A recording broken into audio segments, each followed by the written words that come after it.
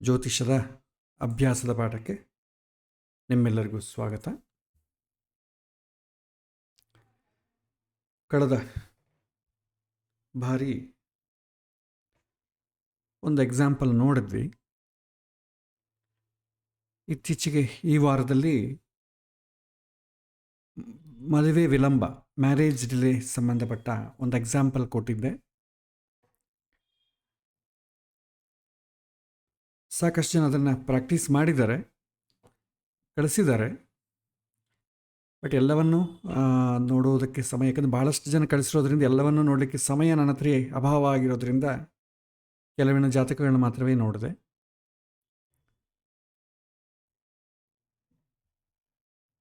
ಇವತ್ತು ಒಂದು ಬಾರಿ ಅದನ್ನು ವಿಶ್ಲೇಷಣೆ ಮಾಡೋಣ. ಏನಾದರೂ ಮ್ಯಾಕ್ಸಿಮಮ್ ಎಲ್ಲರೂ ಚೆನ್ನಾಗಿ ಅನಲೈಸ್ ಮಾಡಿದ್ದಾರೆ. ಮತ್ತೊಮ್ಮೆ ಒಂದ್ಸಲ ವಿಶ್ಲೇಷಣೆ ಮಾಡಿ ಏನಾದರೂ ಅಡಿಷನ್ಸ್ ಏನಾದರೂ ಇದ್ದರೆ ನೀವು ಆ್ಯಡ್ ಮಾಡಿಕೊಳ್ಬೋದು. ನಾವು ಕಳಿಸಿದಂಥ ಜಾತಕ 28 ಜಾನ್ವರಿ 1987,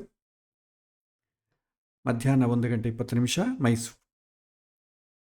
ಇದು ಕೊಟ್ಟಂಥ ಜಾತಕ ವಿವಾಹ ವಿಳಂಬವಾಗಿದೆ, ಯಾಕೆ, ಯಾವಾಗ ಮದುವೆ ಆಗುತ್ತೆ?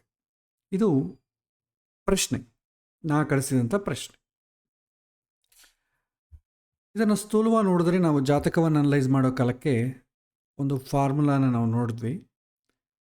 ಮೊದಲು ಜಾತಕವನ್ನು ಅನಲೈಸ್ ಮಾಡಬೇಕು, ನಂತರ ದಶೆಗಳನ್ನು ನೋಡ್ತೇವೆ, ನಂತರ ಗೋಚಾರ. ಇದು ಮೂರನ್ನು ಸಮಿಷ್ಟಿಯಾಗಿ ಮಾಡಬೇಕು.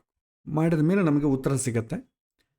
ಜಾತಕದಲ್ಲಿ ವಿವಾಹದ ಯೋಗ ಹೇಗಿದೆ ಅಂತ ಸೂಚನೆ ಮಾಡ್ತದೆ. ದಶೆಯಲ್ಲಿ ವಿವಾಹ ಆಗಲಿಕ್ಕೆ ಬೇಕಾದಂಥ ಅವಕಾಶ ಯಾವಾಗ ಸಿಗತ್ತೆ ಅಂತ ದಶೆಯಲ್ಲಿ ಗೊತ್ತಾಗ್ತದೆ. ಗೋಚಾರದಲ್ಲಿ ಪ್ರಯತ್ನ ಎಷ್ಟು ಮಾಡ್ತಾ ಇದ್ದಾನೆ, ಪ್ರಯತ್ನ ಹೇಗಿದೆ ಅಂತಂಬುದು ಗೊತ್ತಾಗ್ತದೆ.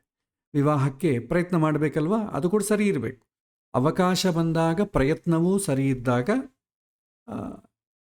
ನಮಗೆ ಬೇಕಾದಂಥ ಅದು ಪಡ್ಕೊಳ್ಳಿಕ್ಕೆ ಅವಕಾಶ ಬಂದು ಪ್ರಯತ್ನ ಮಾಡದೇ ಇದ್ದರು, ಪ್ರಯತ್ನ ಮಾಡಿ ಅವಕಾಶ ಇಲ್ಲದೇ ಇದ್ದರು, ಅವಕಾಶ ಇದೆ, ಪ್ರಯತ್ನ ಇದೆ, ಬಟ್ ಯೋಗ ಕಡಿಮೆಯಾಗಿದ್ದರು, ನಾವು ಬಯಸುವುದು ಸಿಗುವುದು ಸ್ವಲ್ಪ ಕಷ್ಟ ಅಂತಂಬೋದು ಇದು ಬೇಸಿಕ್ ರೂಲ್. ಸೊ ಈ ವಿಚಾರವಾಗಿ ಎಲ್ಲರೂ ಜಾತಕವನ್ನು ಹಾಕಿದ್ದಾರೆ. ಆಲ್ಮೋಸ್ಟ್ ಆಲ್ ಎಲ್ಲರೂ ಕೂಡ ರೀಸನ್ಸ್ ಅಂಬೋದು ಚೆನ್ನಾಗಿ ಕೊಟ್ಟಿದ್ದಾರೆ. ಸೊ ಎಲ್ಲ ರೀಸನ್ಸು ಕರೆಕ್ಟ್. ವಿಳಂಬಕ್ಕೆ ಎಲ್ಲ ರೀಸನ್ಸು ಕಾರಣ ಆಗ್ತದೆ. ಗುರುಬಲ ಇಲ್ಲ, ಕಾಲ ಸರ್ಪದೋಷ ಇದೆ, ಅದಕ್ಕಾಗಿ ಡಿಲೇ ಆಗ್ತಾ ಇದೆ. ಸಪ್ತಮ ಸ್ಥಾನಕ್ಕೆ ಪಾಪಕರ್ತರಿ ಇದೆ, ಹಾಗಾಗಿ ವಿಳಂಬ ಆಗ್ತಾ ಇದೆ. ಸರ್ಪದೋಷ ಇದೆ, ಹಾಗಾಗಿ ವಿಳಂಬ ಆಗ್ತಾ ಇದೆ.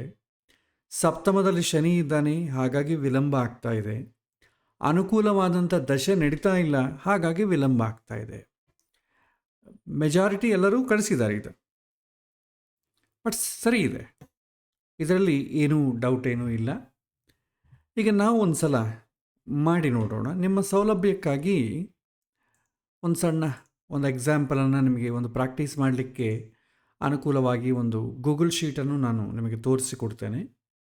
ಎಂದಿನಂತೆ ನೀವು ವೈಶ್ವಾನರ.com ಇದನ್ನು ಓಪನ್ ಮಾಡಿಕೊಳ್ಳಿ.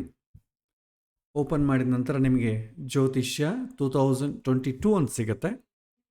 ಇದನ್ನು ಓಪನ್ ಮಾಡಿ.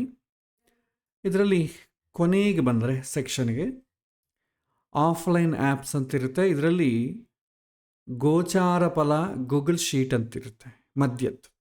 ಇದನ್ನು ಪ್ರೆಸ್ ಮಾಡಿ, ನಿಮಗೆ ಈ ರೀತಿ ಶೀಟ್ ಓಪನ್ ಆಗ್ತದೆ.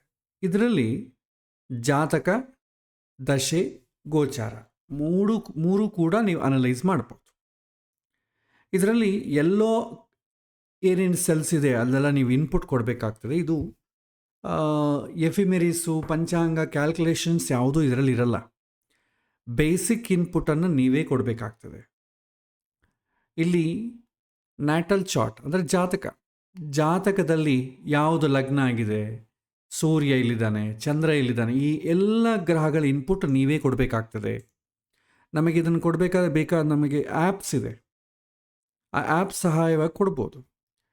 ಇಲ್ಲಿ ಲಗ್ನ ಅಂತಂದರೆ ಇಲ್ಲಿ ಬಟನ್ ಇದೆ, ಟ್ರಯಾಂಗಲ್ ಬಟನ್, ಇದನ್ನು ಡ್ರಾಪ್ ಡೌನ್ ಅಂತೇವೆ. ಇದನ್ನು ಕ್ಲಿಕ್ ಮಾಡಿದ್ರೆ ಲಗ್ನ ಯಾವುದಾಗತ್ತೆ ಅಂತ ಕೇಳುತ್ತೆ. ಲಗ್ನ ಯಾವುದಾಗತ್ತೋ ಆ ರಾಶಿಯನ್ನು ಆಯ್ಕೆ ಮಾಡಿಕೊಳ್ಳಿ. ಸೂರ್ಯ ಎಲ್ಲಿದ್ದಾನೆ ಆ ರಾಶಿಯನ್ನು ಆಯ್ಕೆ ಮಾಡಿಕೊಳ್ಳಿ. ಚಂದ್ರ, ಕುಜ, ಗುರು ಹಾಗೆ ಎಲ್ಲ ಗ್ರಹಗಳು ಎಲ್ಲಿದೆ ಅಂತ ನೀವು ಗ್ರಹಗಳನ್ನ ಆಯ್ಕೆ ಮಾಡಿಕೊಂಡ್ರೆ ಆಯಿತು. ಸೊ ಅವಾಗೇನಾಗ್ತದೆ, ಜಾತಕ ಹೇಗಿದೆ ಅಂತಂಬುದು ನಮಗೆ ಗೊತ್ತಾಗ್ತದೆ. ನಂತರ ದಶೆಗಳ ಕ್ಯಾಲ್ಕುಲೇಷನ್ ಬರಬೇಕಾದ್ರೆ ದಶೆಗಳು ಕೂಡ ಏನಾಗ್ತದೆ, ಮ್ಯಾನ್ಯುವಲ್ ಕ್ಯಾಲ್ಕುಲೇಷನ್. ಜಗನ್ನಾಥ ಹೋರ ಆಗಲಿ ಯಾವುದೇ ಒಂದು ಸಾಫ್ಟ್ವೇರಲ್ಲಿ ಚಂದ್ರ ಎಷ್ಟು ಡಿಗ್ರಿಯಲ್ಲಿದ್ದಾನೆ, ಎಷ್ಟು ನಿಮಿಷದಲ್ಲಿದ್ದಾನೆ ಅಂತ ನಿಮಗೆ ಡೀಟೇಲ್ಸ್ ಇರುತ್ತೆ. ನಿಮಗೆ ಜಗನ್ನಾಥ ಹೋರದಲ್ಲಿ ಕೂಡ ಈಸಿಯಾಗಿ ನಿಮಗೆ ಗೊತ್ತಾಗ್ತದೆ. ಈಗ ಇದನ್ನೇ ನಾವು ಹಾಕಿಕೊಂಡ್ರೆ ಒಂದು ನೋಡಿ, ಚಂದ್ರ 29 ಡಿಗ್ರಿ 19 ನಿಮಿಷದಲ್ಲಿದ್ದಾನೆ, ಕುಂಭರಾಶಿಯಲ್ಲಿದ್ದಾನೆ. ಕುಂಭರಾಶಿ ನಾವು ಆಲ್ರೆಡಿ ಆಯ್ಕೆ ಮಾಡಿಕೊಂಡ್ವಿ. ಚಂದ್ರ ಯಾವ ರಾಶಿಯಲ್ಲಿದ್ದಾನೋ ಅದನ್ನು ಆಯ್ಕೆ ಮಾಡಿಕೊಳ್ಳಿ. ಎಷ್ಟು ಡಿಗ್ರಿಯಲ್ಲಿದ್ದಾನೋ ಅದನ್ನು ಇಲ್ಲೇ ಆ್ಯಡ್ ಮಾಡಿ. ಇಷ್ಟು ಡಿಗ್ರಿಗಳು, ಇಷ್ಟು ನಿಮಿಷಗಳು ಅಂತ ನೀವು ಆ್ಯಡ್ ಮಾಡಿ. ಇದೇನಾಗ್ತದೆ, ನಿಮಗೆ ದಶೆಗಳನ್ನು ಕ್ಯಾಲ್ಕುಲೇಷನ್ ಮಾಡೋಕ್ಕೆ ಉಪಯೋಗ ಆಗ್ತದೆ. ಆಟೋಮೆಟಿಕ್ಕಾಗಿ ದಶೆಗಳು ಕ್ಯಾಲ್ಕುಲೇಟ್ ಆಗ್ತದೆ. ನಿಮಗೆ ಅದನ್ನು ಸಪ್ರೇಟಾಗಿ ಇಲ್ಲಿ ದಶಾ ಫುಲ್ ಅಂತ ಒಂದು ಟ್ಯಾಬ್ ಇರುತ್ತೆ, ಅದನ್ನು ಕ್ಲಿಕ್ ಮಾಡಿದರೆ ಯಾವ ದಶೆ ಅಂತಂಬುದು ನಿಮಗೆ ಇಲ್ಲಿ ಕ್ಲೀನಾಗಿ ಟ್ಯಾಬ್ಲರ್ ಕಾಲಮ್ನಲ್ಲಿ ಸಿಗುತ್ತೆ. ಇದು ನೀವು ಕೊಡುವಂಥ ಚಂದ್ರನ ಡಿಗ್ರಿ ಮೇಲೆ ದಶೆಗಳು ಕ್ಯಾಲ್ಕುಲೇಟ್ ಆಗ್ತದೆ. ನಂತರ ನಮಗೆ ಗೋಚಾರ ಫಲ ಬೇಕಲ್ವ. ಗೋಚಾರ ಫಲ ಬೇಕಾದರೆ ಏನು ಮಾಡಬೇಕಂದ್ರೆ ಇಲ್ಲಿ ಈ ಎಲ್ಲೋ ಮೈದವರು ಎಂಟರ್ ಟ್ರಾನ್ಸಿಟ್ ಡೇಟ್, ಯಾವತ್ತಿಗೆ ನಿಮಗೆ ಗೋಚಾರ ಫಲ ಬೇಕು ಅಂತಂಬುದು ಡೇಟ್ ಇಲ್ಲಿ ಎಂಟರ್ ಮಾಡಬೇಕು. ಈ ಡೇಟಾ ಬಂದು ನಿಮಗೆ ಈ ಜಗನ್ನಾಥ ಹೋರ JH ಡೇಟಾ ಅಂತಿದಲ್ವ, ಇದರಲ್ಲಿ ನಾವು ಆ್ಯಸ್ ಇಟ್ ಈಸಾಗೆ ನಾವು ಡಾಟಾ ಆ್ಯಡ್ ಮಾಡಬೇಕು. ನಾನು 2027ರವರೆಗೂ ಆ್ಯಡ್ ಮಾಡಿದ್ದೇನೆ. ಸೊ ನೀವು ಇದನ್ನು 2027ರವರೆಗೂ ಬಡಿಸ್ಕೋಬೋದು. ಮತ್ತೆ ಬೇಕಾದರೆ ನಾನು ಆ್ಯಡ್ ಮಾಡ್ತೇನೆ ಮುಂದೆ. ಇದು 27ವರೆಗೂ ಕೆಲಸ ಮಾಡ್ತದೆ, 27 ಡಿಸೆಂಬರ್ 31ವರೆಗೂ ಕೆಲಸ ಮಾಡ್ತದೆ, ಗೋಚಾರ ಮಾತ್ರ. ಸೊ ಇಲ್ಲಿ ಜಾತಕದಲ್ಲಿ ನೀವು ಡೇಟಾ ಗ್ರಹಗಳು ಎಂಟರ್ ಮಾಡಿದ ತಕ್ಷಣ ಆಟೋಮೆಟಿಕ್ ನಾವೇನು ಹೇಳಿದೀವಿ, ಫಾರ್ಮ್ಯಾಟಲ್ಲಿ ಪ್ರಶ್ನೆ ಬರಬೇಕು. ಪ್ರಶ್ನೆಗೆ ತಕ್ಕಂತೆ ಗ್ರಹ, ನಾವು ಜಾತಕ ಭಾಗದಲ್ಲಿ ಗ್ರಹಗಳನ್ನು ಓದುವ ಕ್ರಮ ಅಂತ ಕೂಡ ಹೇಳಿದ್ದೀವಲ್ಲ, ಅದೇ ಫಾರ್ಮ್ಯಾಟಲ್ಲಿ ಇರುತ್ತೆ ಇದು.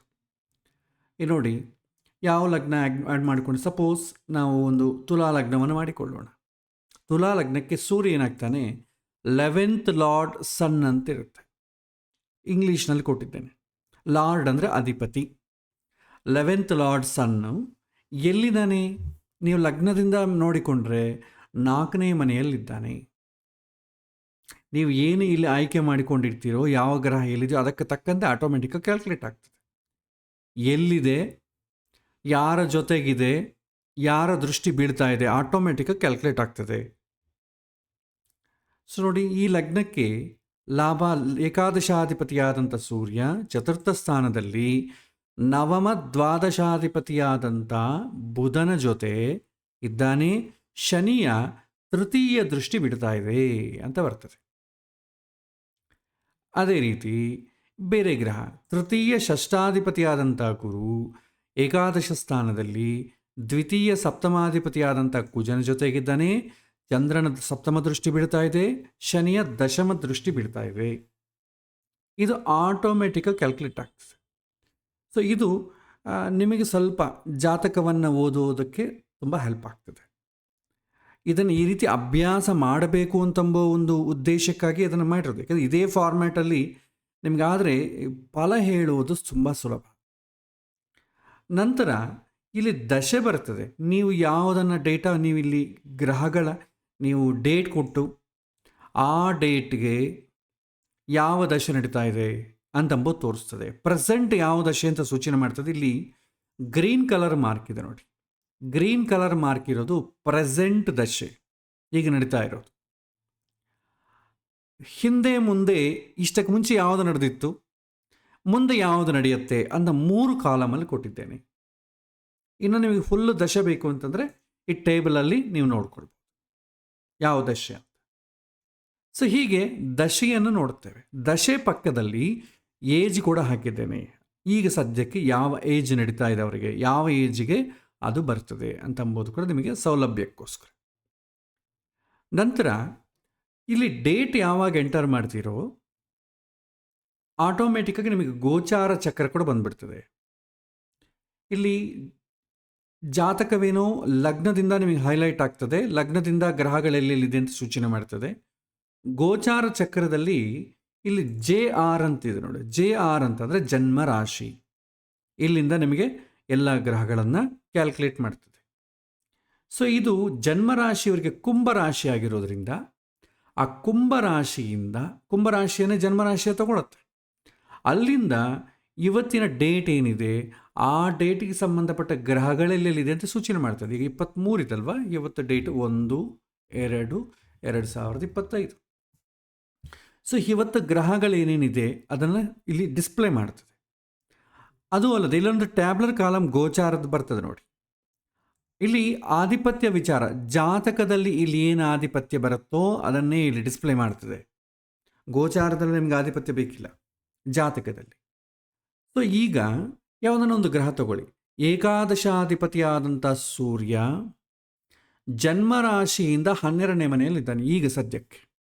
ಇದು ಲಗ್ನದಿಂದ, ಇದು ಜನ್ಮರಾಶಿಯಿಂದ. ಫ್ರಮ್ JR ಅಂತಿದೆ ನೋಡಿ, ಫ್ರಮ್ JR ಅಂದರೆ ಜನ್ಮರಾಶಿ.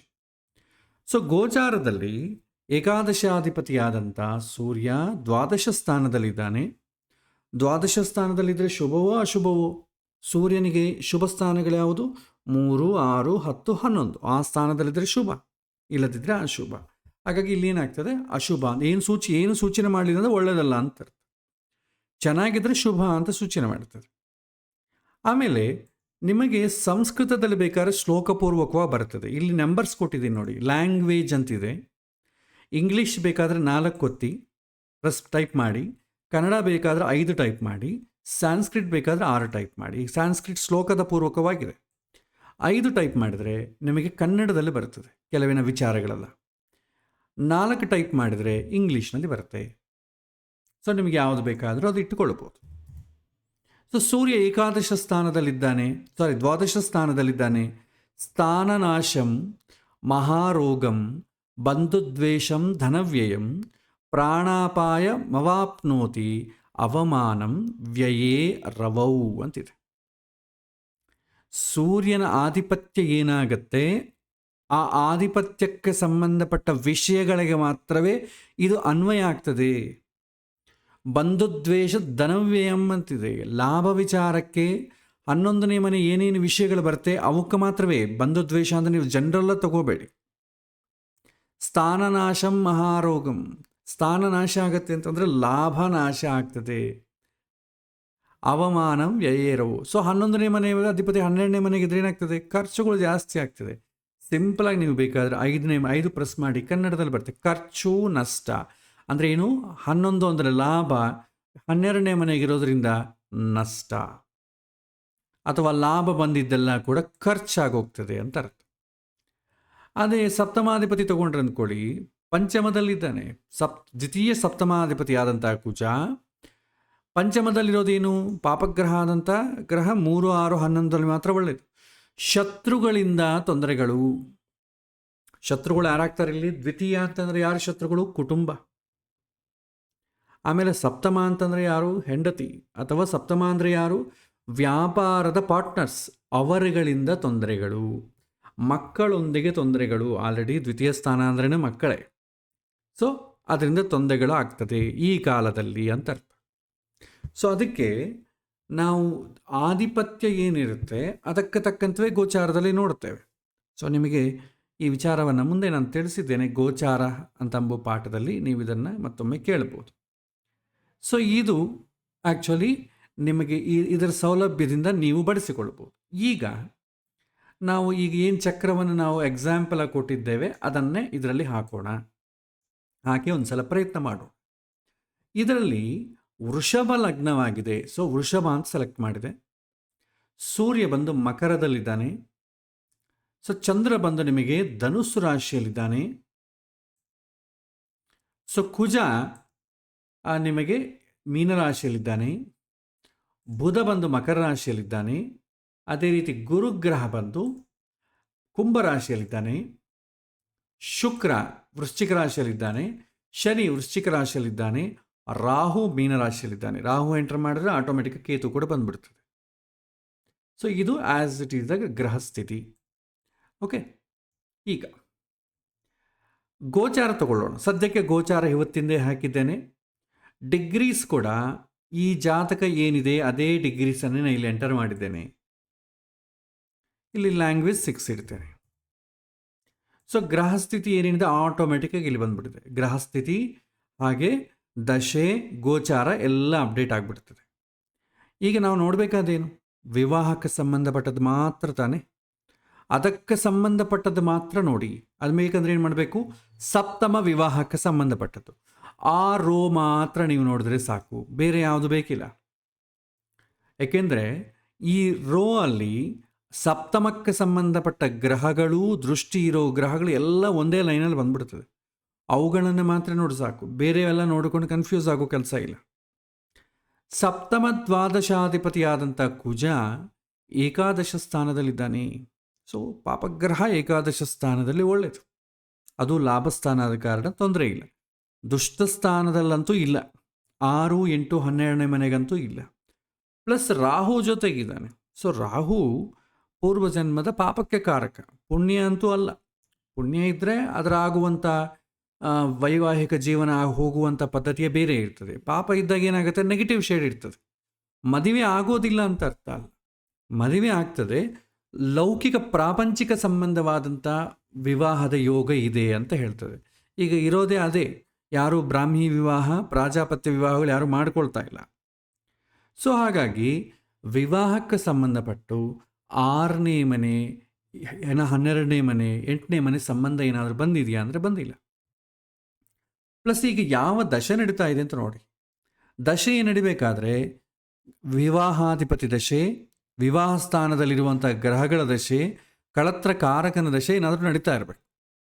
ಆಲ್ರೆಡಿ ವಿವಾಹಾಧಿಪತಿಯಾದಂಥ ಕುಜ ರಾಹು ಜೊತೆಗಿದ್ದಾನೆ, ರಾಹುವಿಗೆ ಸಂಬಂಧಪಟ್ಟ ದಶೆ ನಡೀತಾ ಇದೆ. ಪ್ಲಸ್ ಜೊತೆಗೆ ಸೂರ್ಯನ ಅಂತರ್ದಶೆ ನಡೀತಾ ಇದೆ ಅಥವಾ ಭುಕ್ತಿ ನಡೀತಾ ಇದೆ. ಸೊ ಸೂರ್ಯಗೆ ವಿವಾಹಕ್ಕಂತೂ ಏನು ಕನೆಕ್ಷನ್ ಇಲ್ಲ ಆಗಲಿ, ರಾಹುಗಂತೂ ಇದೆ. ಸೊ ರಾಹು ಈ ಅಂತರ್ದಶೆಯಲ್ಲಿ ಕೂಡ ಸಪ್ತಮಕ್ಕೆ ಸಂಬಂಧಪಟ್ಟ ಕನೆಕ್ಷನ್ ಇದ್ದರೆ ಇನ್ನೂ ಫಾಸ್ಟಾಗಿ ಆಗ್ತದೆ. ಅಂತರ್ದಶೆಯಲ್ಲಿ ಇಲ್ಲ, ಆದ ಕಾರಣ ಈ ರಾಹು ಮತ್ತು ಸೂರ್ಯ ಇವರ ರಿಲೇಷನ್ಶಿಪ್, ಫ್ರೆಂಡ್ಶಿಪ್ ಇದೆಯಾ, ಡಿಸ್ಟೆನ್ಸ್ ನೋಡ್ತೇವೆ. ರಾಹು ಮಧ್ಯ ಸೂರ್ಯ ಮಧ್ಯೆ ಇರುವಂಥ ಡಿಸ್ಟೆನ್ಸ್ ಏನಿದೆ, ರಾಹುವಿನಿಂದ ಸೂರ್ಯ ಏಕಾದಶ ಸ್ಥಾನದಲ್ಲಿದ್ದಾನೆ. ಸೊ ಒಳ್ಳೆಯದೇ. 6, 8, 12 ಇದ್ರೆ ಆಗಲ್ಲ, ಬೇರೆ ಇದ್ದರೆ ಅನುಕೂಲವೇ. ಸೊ ರಾಹು ಮಹಾದಶೆಯಲ್ಲಿ ಸೂರ್ಯ ಭುಕ್ತಿ ಅನುಕೂಲವಾಗಿಯೇ ಇದೆ. ಎಷ್ಟುವರೆಗೂ, 9th ಅಕ್ಟೋಬರ್ 2024 2nd ಸೆಪ್ಟೆಂಬರ್ 2025 ಇರುತ್ತೆ. ನಂತರ ಚಂದ್ರ ಬರ್ತಾನೆ. ಸೊ ಚಂದ್ರಗೂ ವಿವಾಹಕ್ಕೆ ಏನಾದರೂ ಸಂಬಂಧ ಇದೆಯಾ ಅಥವಾ ದ್ವಿತೀಯಕ್ಕಾದರೂ ಏನಾದರೂ ಸಂಬಂಧ ಇದೆಯಾ ಅಂದರೆ ಇಲ್ಲ. ಚಂದ್ರಗೆ ಅಷ್ಟಮ ಸಂಬಂಧ ಬಂದಿದೆ. ಹಾಗೂ ರಾಹುವಿಂದ ಚಂದ್ರ ದಶಮ ಸ್ಥಾನದಲ್ಲಿದ್ದಾನೆ. ಅಷ್ಟಮ ಸಂಬಂಧ ಇರುವಂಥ ಗ್ರಹ ಯಾವುದಾದ್ರೂ ದಶೆ ನಡೀತಾ ಇದ್ದರೆ ನಮಗೆ ಆ ಸಮಯದಲ್ಲಿ ಅನುಕೂಲ ಆಗೋದಿಲ್ಲ ಅಂತ ಅರ್ಥ. ಸದ್ಯಕ್ಕೆ ಅಷ್ಟಮ ಸಂಬಂಧ ಏನು ನಡೀಲ್ಲ, ಸೆಪ್ಟೆಂಬರ್ವರೆಗೂ ಚೆನ್ನಾಗೇ ಇದೆ. ನೆಕ್ಸ್ಟ್ ನಾವೇನು ನೋಡ್ತೇವೆ, ದಶೆ ಓಕೆ. ನೆಕ್ಸ್ಟ್ ಗೋಚಾರದಲ್ಲಿರುವಂಥ ಗ್ರಹ ಸ್ಥಿತಿ ನೋಡ್ತೇವೆ. ಸಂಕ್ಷಿಪ್ತವಾಗಾದರೆ ನೀವು ಗುರುಬಲ ಒಂದು ನೋಡಿದ್ರೆ ಆಯಿತು. ಡೀಪಾಗಿ ಗೋಚಾರದಲ್ಲಿ ನೋಡಬೇಕಾದ್ರೆ ಈ ರೀತಿ ಗೋಚಾರ ಹಾಕ್ಕೊಂಡು ನೋಡ್ತೇವೆ. ಇಲ್ಲಿ ಸಪ್ತಮ ಸ್ಥಾನವನ್ನು ನೋಡೋಣ. ಸಪ್ತಮ ದ್ವಾದಶಾಧಿಪತಿಯಾದಂಥ ಕುಜ ಗೋಚಾರದಲ್ಲಿ ಜನ್ಮರಾಶಿಯಿಂದ ಸಪ್ತಮದಲ್ಲಿದ್ದಾನೆ. 3, 6, 11 ಸ್ಥಾನದಲ್ಲಿದ್ದರೆ ಪಾಪಗ್ರಹಗಳ ಒಳ್ಳೆಯದು. ಆದರೆ ಇಲ್ಲಿ ಸಪ್ತಮದಲ್ಲಿದ್ದಾನೆ. ಸಪ್ತಮದಲ್ಲಿರೋದ್ರಿಂದ ಫಲ ಏನು, ಅನ್ನವಸ್ತ್ರಾದಿರಾಹಿತ್ಯಂ ಸದಾವೈರಂ ಸ್ವಬಂಧುಭಿಹಿ. ಸೊ ಸ್ವಬಂಧುಗಳಿಂದನೇ ತೊಂದರೆ. ಕಳತ್ರ ಪುತ್ರ ಭ್ರಾತೃಣಾಂ ಕ್ರೋಧಂ ಸಪ್ತಮಗೆ ಕುಜೆ. ಕಳತ್ರ, ಇಲ್ಲಿ ಕಳತ್ರ ಮಾತ್ರ ತಗೊಳ್ಳೋ, ಯಾಕಂದರೆ ಸದ್ಯಕ್ಕೆ ವಿವಾಹವೇ. ಹೆಂಡತಿಯಿಂದಾಗಲಿ ಅಥವಾ ಮಕ್ಕಳಿಂದಾಗಲಿ ಅಥವಾ ಜೊತೆಗೆ ಹುಟ್ಟಿದಂಥ ಸೋದರ ಸೋದರಿಯರಿಂದಾಗಲಿ ಜಗಳ ಜಾಸ್ತಿ ಆಗ್ತದೆ, ತೊಂದರೆಗಳಾಗ್ತದೆ, ಆ ಕೋಪಕ್ಕೆ ಒಳಗಾಗಬೇಕಾಗ್ತದೆ. ಸದ್ಯಕ್ಕೆ ಹೆಂಡತಿ ವಿಚಾರದಲ್ಲಿ ಮಾತ್ರವೇ ತೊಂದರೆ ಆಗಿರೋದು. ಅಂದರೆ ಏನು, ಮದುವೆ ಆಗ್ತಾ ಇಲ್ಲ ಅಂತ ಕೋಪ. ಇನ್ನು ಅನ್ನವಸ್ತ್ರಾದಿರಾಹಿತ್ಯಂ ಸದಾ ವೈರಂ ಸ್ವಬಂಧುಭಿಹಿ. ಅನ್ನವಸ್ತ್ರಾದಿರಾಹಿತ್ಯಂ ಎಂಬುದು ಈ ವಿವಾಹ ವಿಷಯಕ್ಕಲ್ಲ. ಯಾಕೆಂದರೆ ಒಂದು ಸ್ಥಾನ ಅಂತಂದರೆ ಅದು ಮಾತ್ರ, ಒಂದು ಸ್ಥಾನದಲ್ಲಿ ಎಷ್ಟೋ ವಿಚಾರ ಬರ್ತದೆ. ಈ ವಿವಾಹಕ ವಿಚಾರಕ್ಕೆ ಅನ್ವಯ ಆಗೋದು ಮಾತ್ರ ನಾವು ತಗೊಳ್ಬೇಕಾಗ್ತದೆ. ಸೊ ಇಲ್ಲಿ ವಿವಾಹ ವಿಚಾರದಲ್ಲಿ ನೋಡಿದ್ರೆ ಒಂದು ತಮ್ಮಂದರ ಸಹಕಾರ ಇಲ್ಲ, ಬಂಧುಗಳ ಸಹಕಾರ ಇಲ್ಲ, ಪ್ಲಸ್ ವಿವಾಹ ವಿಚಾರದಲ್ಲಿ ಅನುಕೂಲ ಇಲ್ಲ ಅಂತ ಕಾಣುತ್ತೆ. ಸೊ ಗೋಚಾರದಲ್ಲಿ ಯಾವಾಗಾದರೂ ಪ್ರತಿಕೂಲವಾಗಿರುತ್ತೋ ಪ್ರಯತ್ನ ನಡೀತಾ ಇಲ್ಲ ಅಂತ ಹೇಳಬೇಕು. ಗೋಚಾರದಲ್ಲಿ ಸಪ್ತಮಕ್ಕೆ ಸಂಬಂಧಪಟ್ಟ ಅನುಕೂಲತೆ ಇದ್ದರೆ ಪ್ರಯತ್ನ ನಡೀತದೆ. ಇಲ್ಲಿ ಅನುಕೂಲ ಇಲ್ಲ, ಯಾವಾಗೂ ಕೂಡ ಕೋಪ ಅದೆಲ್ಲ ಜಾಸ್ತಿ ಆಗೋದ್ರಿಂದ ಪ್ರಯತ್ನ ಬೇಕಾದಷ್ಟು ಮಾಡೋದಿಲ್ಲ, ಫ್ರಸ್ಟ್ರೇಷನ್ ಜಾಸ್ತಿ ಆಗ್ತದೆ ಅಂತ ನಾವು ಹೇಳ್ತೇವೆ. ದಶೆ ಬಂದಿರೋದ್ರಿಂದ ಅವಕಾಶಗಳು ಬರುತ್ತೆ ಅಂತ ಹೇಳ್ತೇವೆ.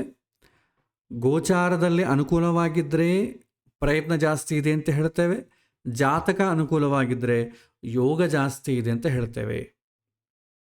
ಸೊ ಇದನ್ನೆಲ್ಲ ಕೂಡ ನಾವು ಕನ್ಸಿಡರ್ ಮಾಡ್ತೇವೆ. ಸೊ ಇದರಲ್ಲಿ ಇದು ಆ್ಯಕ್ಚುಲಿ ಪ್ರೊಸೀಜರ್. ಇದರಾದ ಮೇಲೆ ಡಿಲೇಗೆ ಕಾರಣಗಳು ಭಾಳ ಇದೆ. ಸಪ್ತಮ ಸ್ಥಾನದಲ್ಲಿರುವಂಥ ಗ್ರಹಗಳು ಕೂಡ ಡಿಲೇಗೆ ಕಾರಣ ಆಗ್ತದೆ. ಸಪ್ತಮ ಸ್ಥಾನದಲ್ಲಿ ಶನಿ ಮೇನ್ ಇರೋದ್ರಿಂದ ಒಂದು ಡಿಲೇ. ರಾಹುಕೇತುಗಳ ಮಧ್ಯೆ ಎಲ್ಲ ಗ್ರಹಗಳು ಬಂದಿದೆ, ಕಾಲಸರ್ಪದೋಷ, ಡಿಲೇ. ಕುಜ ರಾಹು ಜೊತೆಗಿದ್ದಾಗ ಮನೆಗಿರೋರ ಜೊತೆ ಸಹಕಾರ ಇರಲ್ಲ. ಮದುವೆ ಮಾಡಿಕೊಳ್ಬೇಕು ಅಂತಂದರೆ ಕೂಡ ತಂದೆ ತಾಯಿ ಸಹಕಾರ ಇರೋದಿಲ್ಲ. ಒಂದು ರೀತಿಯ ವಿಳಂಬಕ್ಕೆ ಅದು ಕೂಡ ಕಾರಣ. ಪ್ಲಸ್ ಸಪ್ತಮದಲ್ಲಿ ಶುಕ್ರ ಇದ್ದಾನೆ. ಸಪ್ತಮದಲ್ಲಿ ಶುಕ್ರ ಇದ್ದಾಗ ಏನಾಗ್ತಂದರೆ ಅತಿಕಾಮಿ ಆಗ್ತಾನೆ. ಅತಿಕಾಮಿ ಅಂದರೆ ಬಯಕೆಗಳ ಜಾಸ್ತಿ, ಅಂದರೆ ರಿಕ್ವೈರ್ಮೆಂಟ್ ಕೂಡ ಜಾಸ್ತಿ ಅಂತ ನಾವು ಅಂದ್ಕೊಳ್ಬೇಕು. ಬಯಕೆ ಅಂತಂದರೆ ಎಲ್ಲ ಸಮಯದಲ್ಲಿ ನಾವು ಸೆಕ್ಷುವಲ್ ಕಾಂಟ್ಯಾಕ್ಟ್ ಅಂತ ನೋಡಲ್ಲ. ಮನುಷ್ಯ ಬಯಸುವುದು ಸ್ವಾಭಾವಿಕ. ಆ ಬಯಕೆಯನ್ನು ಕೂಡ ನಾವು ಏನು ಮಾಡ್ತೇವೆ, ಶುಕ್ರನಿಂದಲೇ ನೋಡುತ್ತೇವೆ. ಅಂದರೆ ವಿವಾಹ ವಿಚಾರದಲ್ಲಿ ತುಂಬ ರಿಕ್ವೈರ್ಮೆಂಟ್ಸ್ ಇದೆ ಅಂತ ಅರ್ಥ, ಶುಕ್ರ ಸಪ್ತಮದಲ್ಲಿದ್ದರೆ. ಇನ್ನು ಚಂದ್ರ ಅಷ್ಟಮದಲ್ಲಿರೋದು ಮನಸ್ಸು ನಷ್ಟ. ಸೊ ಮನಸ್ಸು ಸಹಕಾರ ಇಲ್ಲ. ಸೊ ಈ ರೀತಿ ಬಹಳಷ್ಟು ಕಾಂಬಿನೇಷನ್ಸ್ ಎಲ್ಲರೂ ಐಡೆಂಟಿಫೈ ಮಾಡಿದ್ದಾರೆ. ಇದೆಲ್ಲ ಏನು ಹೇಳುತ್ತೆ, ಡಿಲೇಯನ್ನು ಸೂಚನೆ ಮಾಡ್ತದೆ. ಸೊ ಡಿಲೇ ಆಗ್ತಾ ಇದೆ. ಸೊ ಡಿಲೇ ಆಗಲಿಕ್ಕೆ ಇನ್ನೊಂದು ಈಸಿಯೆಸ್ಟ್ ವೇ ಅಂತಂದರೆ ಆಲ್ರೆಡಿ ಏಜ್ ನೋಡಿ. Age 37 years. 37 years already delay ಆಗಿದೆ. ಓಕೆ, ಸೊ ಹಾಗಾಗಿ ಈ ಆಲ್ರೆಡಿ ಡಿಲೇ ಅಂತ ಅಂಬೋದು ನಡೆದು ಹೋಗಿದೆ. ನೆಕ್ಸ್ಟ್ ಇವರ ಪ್ರಶ್ನೆ ಏನು ಅಂತ ನಾವು ಆಲೋಚನೆ ಮಾಡಬೇಕು. ಸೊ ವಿವಾಹ ಯಾವಾಗ ಆಗುತ್ತೆ ಅಂತಂಬೋದು ಪ್ರಶ್ನೆ. ಸೊ ಇಲ್ಲಿವರೆಗೂ ಚೆನ್ನಾಗಿದೆ. ಸೊ ಎಲ್ಲರೂ ರೀಸನ್ಸ್ ಎಲ್ಲ ಕೊಟ್ಟಿದ್ದಾರೆ. ನಾನು ಕೊಟ್ಟಿದ್ದ ಸ್ಟೇಟ್ಮೆಂಟ್ ಒಂದೇ, ವಿವಾಹ ಡಿಲೇ ಇದೆ, ಜಾತಕ ನೋಡಿ ಅನಲೈಸ್ ಮಾಡಿ ಅಂತಂದೇ ಹೇಳಿತ್ತು. ಇದರ ಒಳಗಿನ ಅರ್ಥ ಏನಂತಂದರೆ ಕೇವಲ ಅನಲೈಸ್ ಮಾಡೋದು ಒಂದೇ ಅಲ್ಲ, ಅದಕ್ಕೆ ಅವರಿಗೆ ಪರಿಷ್ಕಾರವನ್ನು ಕೂಡ ಸೂಚನೆ ಮಾಡಬೇಕು. ಪರಿಷ್ಕಾರ ಸೂಚನೆ ಮಾಡದೇ ಇದ್ದರೆ ಇನ್ನು ನಾವು ಅನಲೈಸ್ ಮಾಡಿ ಪ್ರಯೋಜನ ಇಲ್ಲ.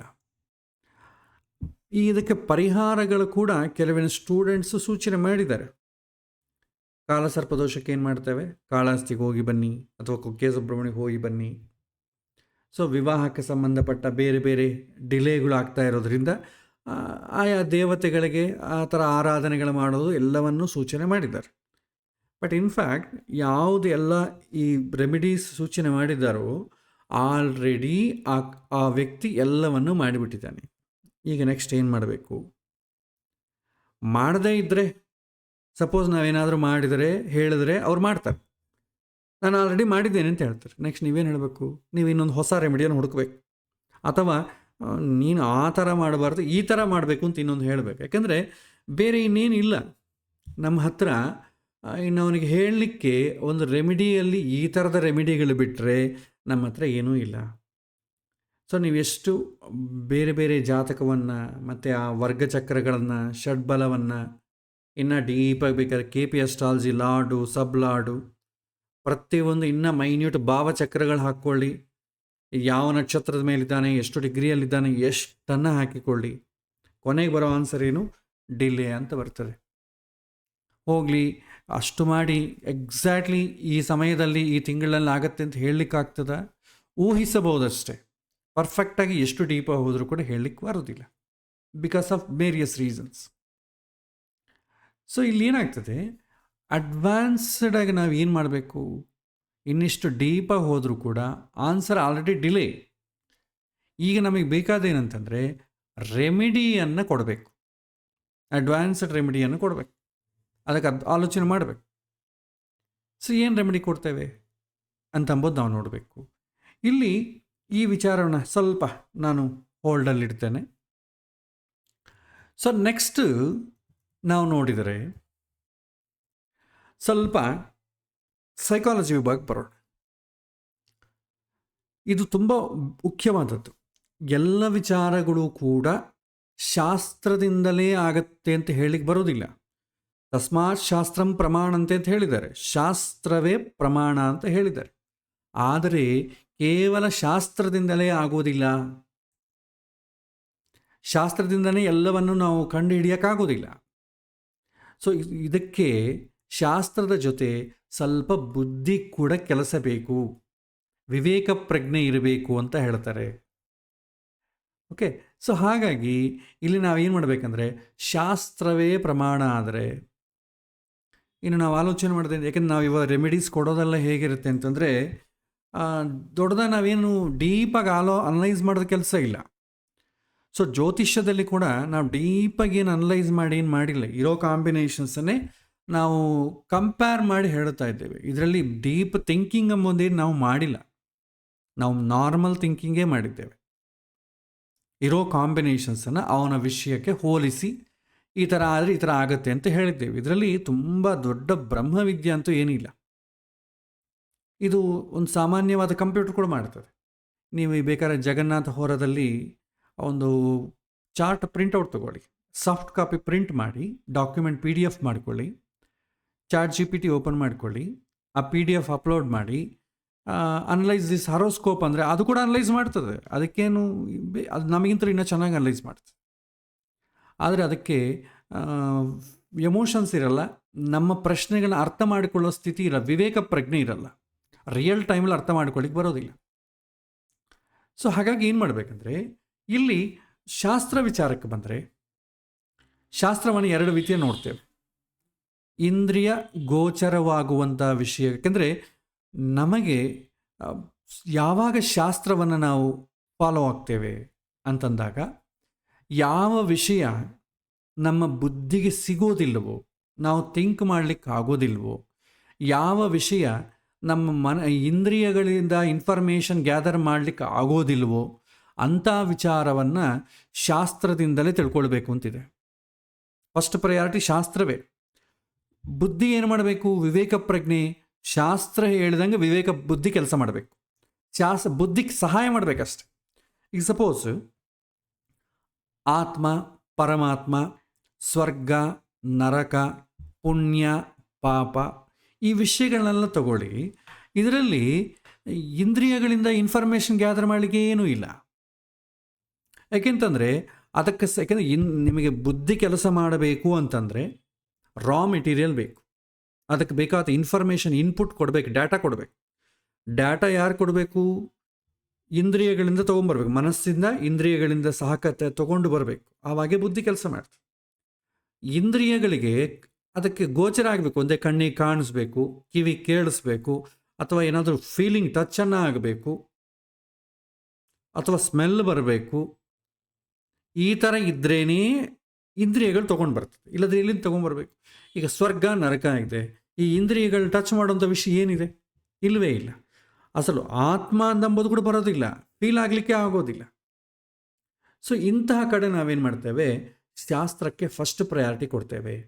ಈಗ ಭಗವಂತ ಅಂತಂಬೋದು ನಮಗೆ ವಿಶ್ವಾಸ ಇದೆ, ಭಗವಂತ ಅಂತಂಬೋದ ಮೇಲೆ ನಂಬಿಕೆ ಇದೆ. ಇದನ್ನೇ ನಾವು ಶಾಸ್ತ್ರದಲ್ಲಿ ಶ್ರದ್ಧೆ ಅಂತ ಕರಿತೇವೆ. ಶ್ರದ್ಧೆ ಅಂತಂದರೆ ಏನು ಅಂತಂದರೆ, ನಮಗೆ ಅದರ ಬಗ್ಗೆ ಡೀಪಾಗಿ ಥಿಂಕ್ ಮಾಡದೇ ಇದ್ರೂ, ಅದರ ಬಗ್ಗೆ ನಾವು ಏನು ರಿಸರ್ಚ್ ಮಾಡಿ ಕಂಡುಕೊಳ್ಳದೇ ಇದ್ರೂ ಅದು ಇದೇ ಕೆಲಸ ಮಾಡ್ತಾ ಇದೆ ಅಂತಂಬೋ ಒಂದು ವಿಶ್ವಾಸ ಇದಲ್ವ, ಅದನ್ನೇ ಶ್ರದ್ಧೆ ಅಂತೇವೆ. ಭಗವಂತನ ನಿಜವಾಗೂ ನಾವು ಪ್ರೂವ್ ಮಾಡಲಿಕ್ಕೆ ಆಗೋದಿಲ್ಲ, ಆದರೆ ಭಗವಂತ ಇದ್ದಾನೆ ಅಂತ ನಾವು ವಿಶ್ವಾಸ ಇದೆ, ಇದನ್ನೇ ಶ್ರದ್ಧೆ ಅಂತೇವೆ, ಶ್ರದ್ಧಾ ಭಕ್ತಿಗಳು ಅಂತೇವೆ. ಶಾಸ್ತ್ರ ವಿಚಾರದಲ್ಲೂ ಅಷ್ಟೇ, ನಾವು ಯಾವ ವಿಚಾರ ಶಾಸ್ತ್ರವನ್ನು ಯಾವಾಗ ನಂಬುತ್ತೇವೆ ಅಂತಂದರೆ ನಮಗೆ ಡೈರೆಕ್ಟಾಗಿ ನಾವು ಆ ವಿಷಯವನ್ನು ಹಿಡಿದುಕೊಳ್ಳೋದಕ್ಕೆ ಯಾವುದಕ್ಕೆ ಆಗೋಲ್ವೋ ಆವಾಗ ನಮಗೆ ಶಾಸ್ತ್ರವೇ ಮಾರ್ಗದರ್ಶನ ಮಾಡಬೇಕು. ಅಥವಾ ಅಲ್ಲಿ ಅದಕ್ಕೆ ಪರಿಚಯ ಆದವ್ರು ಹೇಳಬೇಕು. ಈಗ ಅಮೆರಿಕ ನಾವು ನೋಡಿಲ್ಲ, ಅಮೆರಿಕ ಪ್ರವಾಸ ಯಾರನ್ನ ಮಾಡಿರ್ತಾರಲ್ಲ ಅವ್ರನ್ನ ಕೇಳ್ತೇವೆ, ಅಮೆರಿಕ ಹೇಗಿರುತ್ತೆ, ನಾವು ಹೋಗಿ ಹೆಂಗೆ ಮಾಡಬೇಕು, ಜೀವನ ಹೆಂಗಿರುತ್ತೆ, ನಾವು ಅವರನ್ನು ಕೇಳಿ ತಿಳ್ಕೊಳ್ತೇವೆ. ಯಾಕೆಂದರೆ ಅಲ್ಲಿ ಹೋಗಿ ಬಂದವರು ಯಾರನ್ನ ಅದನ್ನು ಹೇಳಬೇಕು, ಅಥವಾ ನಾವೇ ನೋಡಬೇಕು. ನಾವು ನೋಡಿಲ್ಲ ಅದ ಕಾರಣ ಗೊತ್ತಿದ್ದವ್ರು ಹೇಳಬೇಕು. ಇಲ್ಲಿ ಶಾಸ್ತ್ರ ವಿಚಾರದಲ್ಲಿ ಋಷಿ ಮುನಿಗಳು ಅವರು ಟಚ್ ಮಾಡಿದ್ದಾರೆ, ಅದ ಕಾರಣ ಅವ್ರು ಹೇಳಿದ್ದನ್ನು ನಾವು ಕೇಳಬೇಕಷ್ಟೆ. ಸೊ ಜ್ಯೋತಿಷ್ಶಾಸ್ತ್ರವೂ ಅಷ್ಟೇ. ಆದರೆ ಕೆಲವಿನ ಕಡೆ ಯಾವ ವಿಷಯದಲ್ಲಿ ಇಂದ್ರಿಯಗಳ ಹಿಡಿತಕ್ಕೆ ಬರುತ್ತೋ ಆ ವಿಚಾರಗಳಲ್ಲಿ ಬುದ್ಧಿಬಲವೇ ಫಸ್ಟ್ ತಗೋಬೇಕು, ನೆಕ್ಸ್ಟ್ ಶಾಸ್ತ್ರಕ್ಕೆ ಪ್ರಯಾರಿಟಿ ಇಲ್ಲ ಅಂತಲ್ಲ, ಫಸ್ಟು ಬುದ್ಧಿ ತಗೊಂಡು ವಿವೇಕದಿಂದ ಆಲೋಚನೆ ಮಾಡಿ ಶಾಸ್ತ್ರ ಅದಕ್ಕೆ ಸಹಕಾರ ಮಾಡಬೇಕು. ಇಷ್ಟೇ ರೂಲ್. ಇಲ್ಲಿ ನೋಡಿ, ಈ ಚಿತ್ರದಲ್ಲಿ ಇಂದ್ರಿಯ ಗೋಚರವಾದಂಥ ವಿಷಯ ಇದೆಯಾ, ಇದ್ದರೆ ಫಸ್ಟ್ ಬುದ್ಧಿ ಪ್ರಯಾರಿಟಿ, ನೆಕ್ಸ್ಟ್ ಸೆಕೆಂಡ್ ಶಾಸ್ತ್ರದ ಶ್ರದ್ಧೆ. ಇಲ್ಲ ಆ ವಿಚಾರದ ನನಗೇನು ಗೊತ್ತಿಲ್ಲ ಅಂತಂದಾಗ ಫಸ್ಟು ಶಾಸ್ತ್ರವನ್ನು ಕನ್ಸಲ್ಟ್ ಮಾಡ್ತೇವೆ, ನಂತರ ಅದಕ್ಕೆ ಅನುಸಾರವಾಗಿ ಬುದ್ಧಿ ಕೆಲಸ ಮಾಡಬೇಕು. ಇಲ್ಲಿ ಬುದ್ಧಿ ಕೆಲಸ ಮಾಡೋದು ಅಂತಂಬೋದು ಕಾಮನ್. ಬುದ್ಧಿ ಕೆಲಸ ಮಾಡಲ್ಲ, ಕೇವಲ ಶಾಸ್ತ್ರ ಮಾತ್ರ ಹೇಳ್ತೇನೆ ಅಂತಂದರೆ ನಾವು ಏನನ್ನು ಹೇಳಲಿಕ್ಕಾಗೋದಿಲ್ಲ, ಲೌಕಿಕದಲ್ಲೇ ಅಪ್ಲೈ ಆಗೋದೇ ಇಲ್ಲ. ಈಗ ತಾಯಿ ಏನು ಮಾಡ್ತಾಳೆ, ಅಡುಗೆ ಬಡಿಸ್ತಾಳೆ. ತಾಯಿ ಅಡುಗೆ ಮಾಡಿದ್ದು ಚೆನ್ನಾಗಿದೆ, ಅದು ತುಂಬ ನೀಟಾಗಿರುತ್ತೆ, ಅದರಲ್ಲಿ ಯಾವುದು ಕೆಟ್ಟದ್ದಿರಲ್ಲ ಅಂತ ನಮಗೆ ಮುಂಚೆ ನಂಬಿಕೆ ಆದ ಕಾರಣ ನಾವು ಊಟಕ್ಕೆ ಕೊಡ್ತೇವೆ. ಊಟಕ್ಕೆ ಕೂತ ಮೇಲೆ ಏನು ಮಾಡ್ತೇವೆ, ಸ್ವಲ್ಪ ಅದನ್ನು ದಿದ್ದುಕೊಳ್ಳಿಕ್ಕೆ, ಅಮ್ಮ ಸ್ವಲ್ಪ ಉಪ್ಪು ಜಾಸ್ತಿ ಆಯಿತು, ಖಾರ ಜಾಸ್ತಿ ಆಯಿತು, ಸಿಹಿ ಕಡಿಮೆ ಆಯಿತು, ಏನೋ ನೆಕ್ಸ್ಟ್ ಹೇಳಿ ಅಡ್ಜಸ್ಟ್ ಮಾಡ್ಕೊಳ್ತೇವೆ. ಉಪ್ಪು ಜಾಸ್ತಿ ಆಗಿದ್ರೆ ಏನು ಮಾಡ್ತೇವೆ, ಸ್ವಲ್ಪ ಅನ್ನ ಸೇರಿಸ್ಕೊಡ್ತೇವೆ, ಉಪ್ಪು ಕಡಿಮೆ ಆದರೆ ಸ್ವಲ್ಪ ಉಪ್ಪು ಹಾಕ್ಕೊಳ್ತೇವೆ, ಸ್ವಲ್ಪ ಅದನ್ನು ಮಿಕ್ಸ್ ಮಾಡ್ತೇವೆ. ಇದು ಸ್ವತಂತ್ರ ಬುದ್ಧಿ, ವಿವೇಕ ಮಾಡೋದು. ಚೆನ್ನಾಗಿದ್ರೆ ಓಕೆ, ಚೆನ್ನಾಗಿರಲಿಲ್ಲ ಏನು ಮಾಡಬೇಕು, ಸ್ವಲ್ಪ ಬುದ್ಧಿ ಫಾಲೋ ಆಗಬೇಕಾಗ. ಇಲ್ಲಿ ಕೂಡ ಅಷ್ಟೇ, ಈ ವಿಚಾರದಲ್ಲಿ ಕೂಡ ನಾವು ಮಾಡಬೇಕಾದ್ದು ಅದೇ. ಇಲ್ಲಿ ಏನಂತಂದರೆ ಫಸ್ಟ್ ಫ್ಯಾಕ್ಟ್ ನಾವು ನೋಡಬೇಕಾದ್ದೇನಂತಂದರೆ, ಜಾತಕ ಚೆನ್ನಾಗಿದೆ, ಪ್ರಶ್ನೆ ಬಂತು, ಎಲ್ಲರೂ ಕಾಂಬಿನೇಷನ್ಸ್ ಕಳಿಸಿದ್ದೀರಿ, ಬೇಸಿಕ್ಸ್ವರೆಗೂ ಇದು ಪರ್ಫೆಕ್ಟ್, ಇದರಲ್ಲಿ ಏನು ಡೌಟ್ ಇಲ್ಲ. ಎಲ್ಲರೂ ಇಲ್ಲಿ ನಾವು ತಿಳ್ಕೊಳ್ಬೇಕಾದ್ದು ಅಥವಾ ನಾನು ಇವತ್ತು ನಿಮ್ಮ ಜೊತೆ ಶೇರ್ ಮಾಡ್ಕೊಳ್ಬೇಕಾದ್ದು ಬೇರೆ ಒಂದಿದೆ. ಆ ಕಾರಣದಿಂದಲಾಗಿ ಈ ಜಾತಕವನ್ನು ಕಳಿಸಿಲ್ಲ. This is the normal horoscope. ಇದರಲ್ಲಿ ನೀವು ರಿಸರ್ಚ್ ಮಾಡಲಿಕ್ಕೆ ಏನು ಈ ಜಾತಕದಲ್ಲಿ ಇಲ್ಲ. ಎಲ್ಲ ಥರ ನಾವು ಇದನ್ನು ಆಲ್ರೆಡಿ ಬೇಸಿಕ್ಸಲ್ಲೇ ಇಂಥದ್ದನ್ನು ನಾವು ನೋಡಿದ್ದೇವೆ. ಸೊ ಸ್ಪೆಷಲಾಗಿ ನೋಡಬೇಕಾದೇನೂ ಇಲ್ಲ. ಆದರೆ ನಾವು ಅಡ್ವಾನ್ಸ್ಡ್ ಪಾಠದಲ್ಲಿ ಅಡ್ವಾನ್ಸ್ಡ್ ಕಾನ್ಸೆಪ್ಟ್ಸು, ಅಡ್ವಾನ್ಸ್ಡ್ ಟಾಪಿಕ್ಸನ್ನು ತಿಳ್ಕೊಳ್ಳೋದಕ್ಕಿಂತಲೂ ಅಡ್ವಾನ್ಸ್ಡ್ ಥಿಂಕಿಂಗನ್ನು ಡೆವಲಪ್ ಮಾಡಿಕೊಳ್ಬೇಕು. ಅಡ್ವಾನ್ಸ್ಡ್ ನೀವು ಎಷ್ಟು ಟಾಪಿಕ್ಸ್ ಎಷ್ಟು ಜಾಸ್ತಿ ಮಾಡಿಕೊಂಡರೂ ಕೂಡ ಅಡ್ವಾನ್ಸ್ಡ್ ಥಿಂಕಿಂಗ್ ಇಲ್ಲದಿದ್ದರೆ ಏನೂ ಪ್ರಯೋಜನ ಆಗೋದಿಲ್ಲ. ಆಳವಾಗಿ ಆಲೋಚನೆ ಮಾಡಬೇಕು, ಆವಾಗೇ ಜ್ಯೋತಿಷ್ಯ ನಮಗೆ ವಶ ಆಗ್ತದೆ, ಇಲ್ಲದ್ರೆ ಆಗೋದಿಲ್ಲ. ಈಗ ನೋಡಿ, ಇದರಲ್ಲಿ ಎಲ್ಲದಕ್ಕಿಂತಲೂ ನಿಮಗೆ ಆಡ ಕಾಣ್ತಾ ಇರೋದು ಯಾವುದು ಅಂತಂದರೆ ಏಜ್ ಫ್ಯಾಕ್ಟ್ರ್ ನಿಮಗೆ ಆಡ ಕಾಣ್ತಾ ಇರೋದು ಯಾವಾಗೂ ಅಂತಂದರೆ, ಪ್ರಿಡಿಕ್ಷನ್ ಯಾವಾಗೂ ಕೂಡ ದೇಶ ಕಾಲ ಪರಿಸ್ಥಿತಿಗಳ ಅನುಗುಣವಾಗಿ ನೀವು ಅನಲೈಸ್ ಮಾಡಬೇಕು. ಎಲ್ಲವೂ ಒಂದೇ ಥರ ಮಾಡ್ಲಿಕ್ಕೆ ಬರಲ್ಲ. ನೀವೊಂದು 20 ವರ್ಷ ಹುಡುಗಗೂ ಇದೇ ಥರ ಅನಲೈಸ್ ಮಾಡಿ, 30 ವರ್ಷ ಹುಡುಗು ಇದೇ ಥರ, 40, 50, 60 ವರ್ಷದವನಿಗೆ ಇದೇ ಥರ ಅನಲೈಸ್ ಮಾಡಿದರೆ ಇನ್ನೇನಿಲ್ಲ. ಅಮೆರಿಕಲ್ಲಿದ್ದಾಗ ಅವನ ಲೈಫ್ ಸ್ಟೈಲ್ ಇತ್ತನ್ಕೋ, ಅದಕ್ಕೆ ತಕ್ಕಂತೆ ನಾವು ಜಾತಕವನ್ನು ಅನಲೈಸ್ ಮಾಡಬೇಕು. ಹಳ್ಳಿಯಲ್ಲಿದ್ದಂತನ್ಕೋ ಅದಕ್ಕೆ ತಕ್ಕಂತೆ ನಾವು ಜಾತಕವನ್ನು ಅನಲೈಸ್ ಮಾಡಬೇಕು. ಸೊ ಬುದ್ಧಿ ಆಟೋಮೇಟಿಕ್ಕಾಗಿ ಶಾಸ್ತ್ರದಲ್ಲಿರೋ ವಿಷಯಗಳನ್ನು ತಗೊಂಡು ನಾವು ಅನುಗುಣವಾಗಿ ಬದಲಾವಣೆ ಮಾಡಿಕೊಳ್ಳಬೇಕು. ಶಾಸ್ತ್ರ ವಿಚಾರ ತಗೊಳ್ತೇವೆ. ಶಾಸ್ತ್ರ ವಿಚಾರ ಏನು ಹೇಳುತ್ತೆ, ಹುಡುಗ ಹುಡುಗಿ ಮ್ಯಾಚಿಂಗ್ ಆಗತ್ತಾ ಇಲ್ವಾ, ಮದುವೆ ಮಾಡಿದರೆ ಇವರು ಸಂತೋಷವಾಗಿ ಇರ್ತಾರಾ ಇಲ್ವಾ ಅಂತಂಬುದು ಮಾತ್ರವೇ ಶಾಸ್ತ್ರ ಹೇಳುತ್ತೆ. ಬುದ್ಧಿ ಏನು ಮಾಡಬೇಕು, ಲೌಕಿಕವಾಗಿ ಮದುವೆ ಮಾಡಿದರೆ ಬೇರೆ ಏನಾದರೂ ಕಾಂಪ್ಲಿಕೇಶನ್ಸ್ ಬರುತ್ತಾ, ಎಲ್ಲಿ ಮದುವೆ ಮಾಡಬೇಕು, ಯಾವ ಮುಹೂರ್ತದಲ್ಲಿ ಮಾಡಬೇಕು, ಎಷ್ಟು ಬಡ್ಜೆಟಲ್ಲಿ ಮಾಡಬೇಕು, ಯಾವ ಪುರೋಹಿತರನ್ನು ಕೇಳಬೇಕು, ಇದೆಲ್ಲ ಕೂಡ ಬುದ್ಧಿ ಮಾಡಬೇಕಾದ, ವಿವೇಕ ಮಾಡಬೇಕಾದ ಕೆಲಸ. ಇಲ್ಲಿಯೂ ಅಷ್ಟೇ, ಯಾವುದೇ ಪ್ರಾಬ್ಲಮ್ ಆಗಲಿ 2 ರೀತಿಯ ಆಲೋಚನೆ ಮಾಡಬೇಕು. ಒಂದು ಶಾಸ್ತ್ರದ ಒಂದು ಚೌಕಟ್ಟಿನಲ್ಲಿ ಆಲೋಚನೆ ಮಾಡಬೇಕು, ಇನ್ನೊಂದು ವಿವೇಕ ಪ್ರಜ್ಞದಿಂದ ಆಲೋಚನೆ ಮಾಡಬೇಕು. ಒಂದು ವೇಳೆ ಬುದ್ಧಿಗೆ ಏನು ಹೊಳಿಲೇ ಇಲ್ಲ ಅಂತ ಅಂದ್ಕೊಳ್ಳಿ, ಆವಾಗ ಶಾಸ್ತ್ರವನ್ನು ನೋಡ್ಕೊಳ್ಳೋಣ. ಶಾಸ್ತ್ರದಲ್ಲಿ ಹೇಳಿದಂಗೆ ಹೇಳಿ ಅದಕ್ಕೆ ಅವನಿಗೆ ಒಂದು ಧೈರ್ಯವನ್ನು ಕೊಡ್ತೇವೆ. ಬುದ್ಧಿಗೆ ಕೆಲವಿನ ವಿಷಯಗಳು ಹೊಳೆದರೆ ಅದಕ್ಕೆ ತಕ್ಕಂತೆ ನೀವು ಗೈಡ್ ಮಾಡಬೇಕು.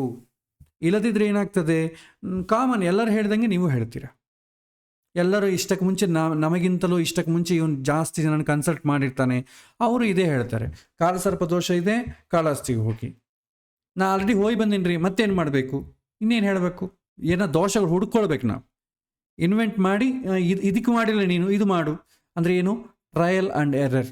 ಡಾಕ್ಟ್ರ್ ಮಾಡ್ತಾನಲ್ಲ, ಜ್ವರ ಬಂತು, ಈ ಟ್ಯಾಬ್ಲೆಟ್ ಹಾಕೋ, 3 ದಿನದಲ್ಲಿ ಕಡಿಮೆ ಆಗ್ತದೆ, ಕಡಿಮೆ ಆಗಲಿದ್ರೆ ಮತ್ತೆ ಬಾ, ಮತ್ತೆ ಇನ್ನೊಂದು ಕೊಡ್ತೇನೆ. Is this A solution?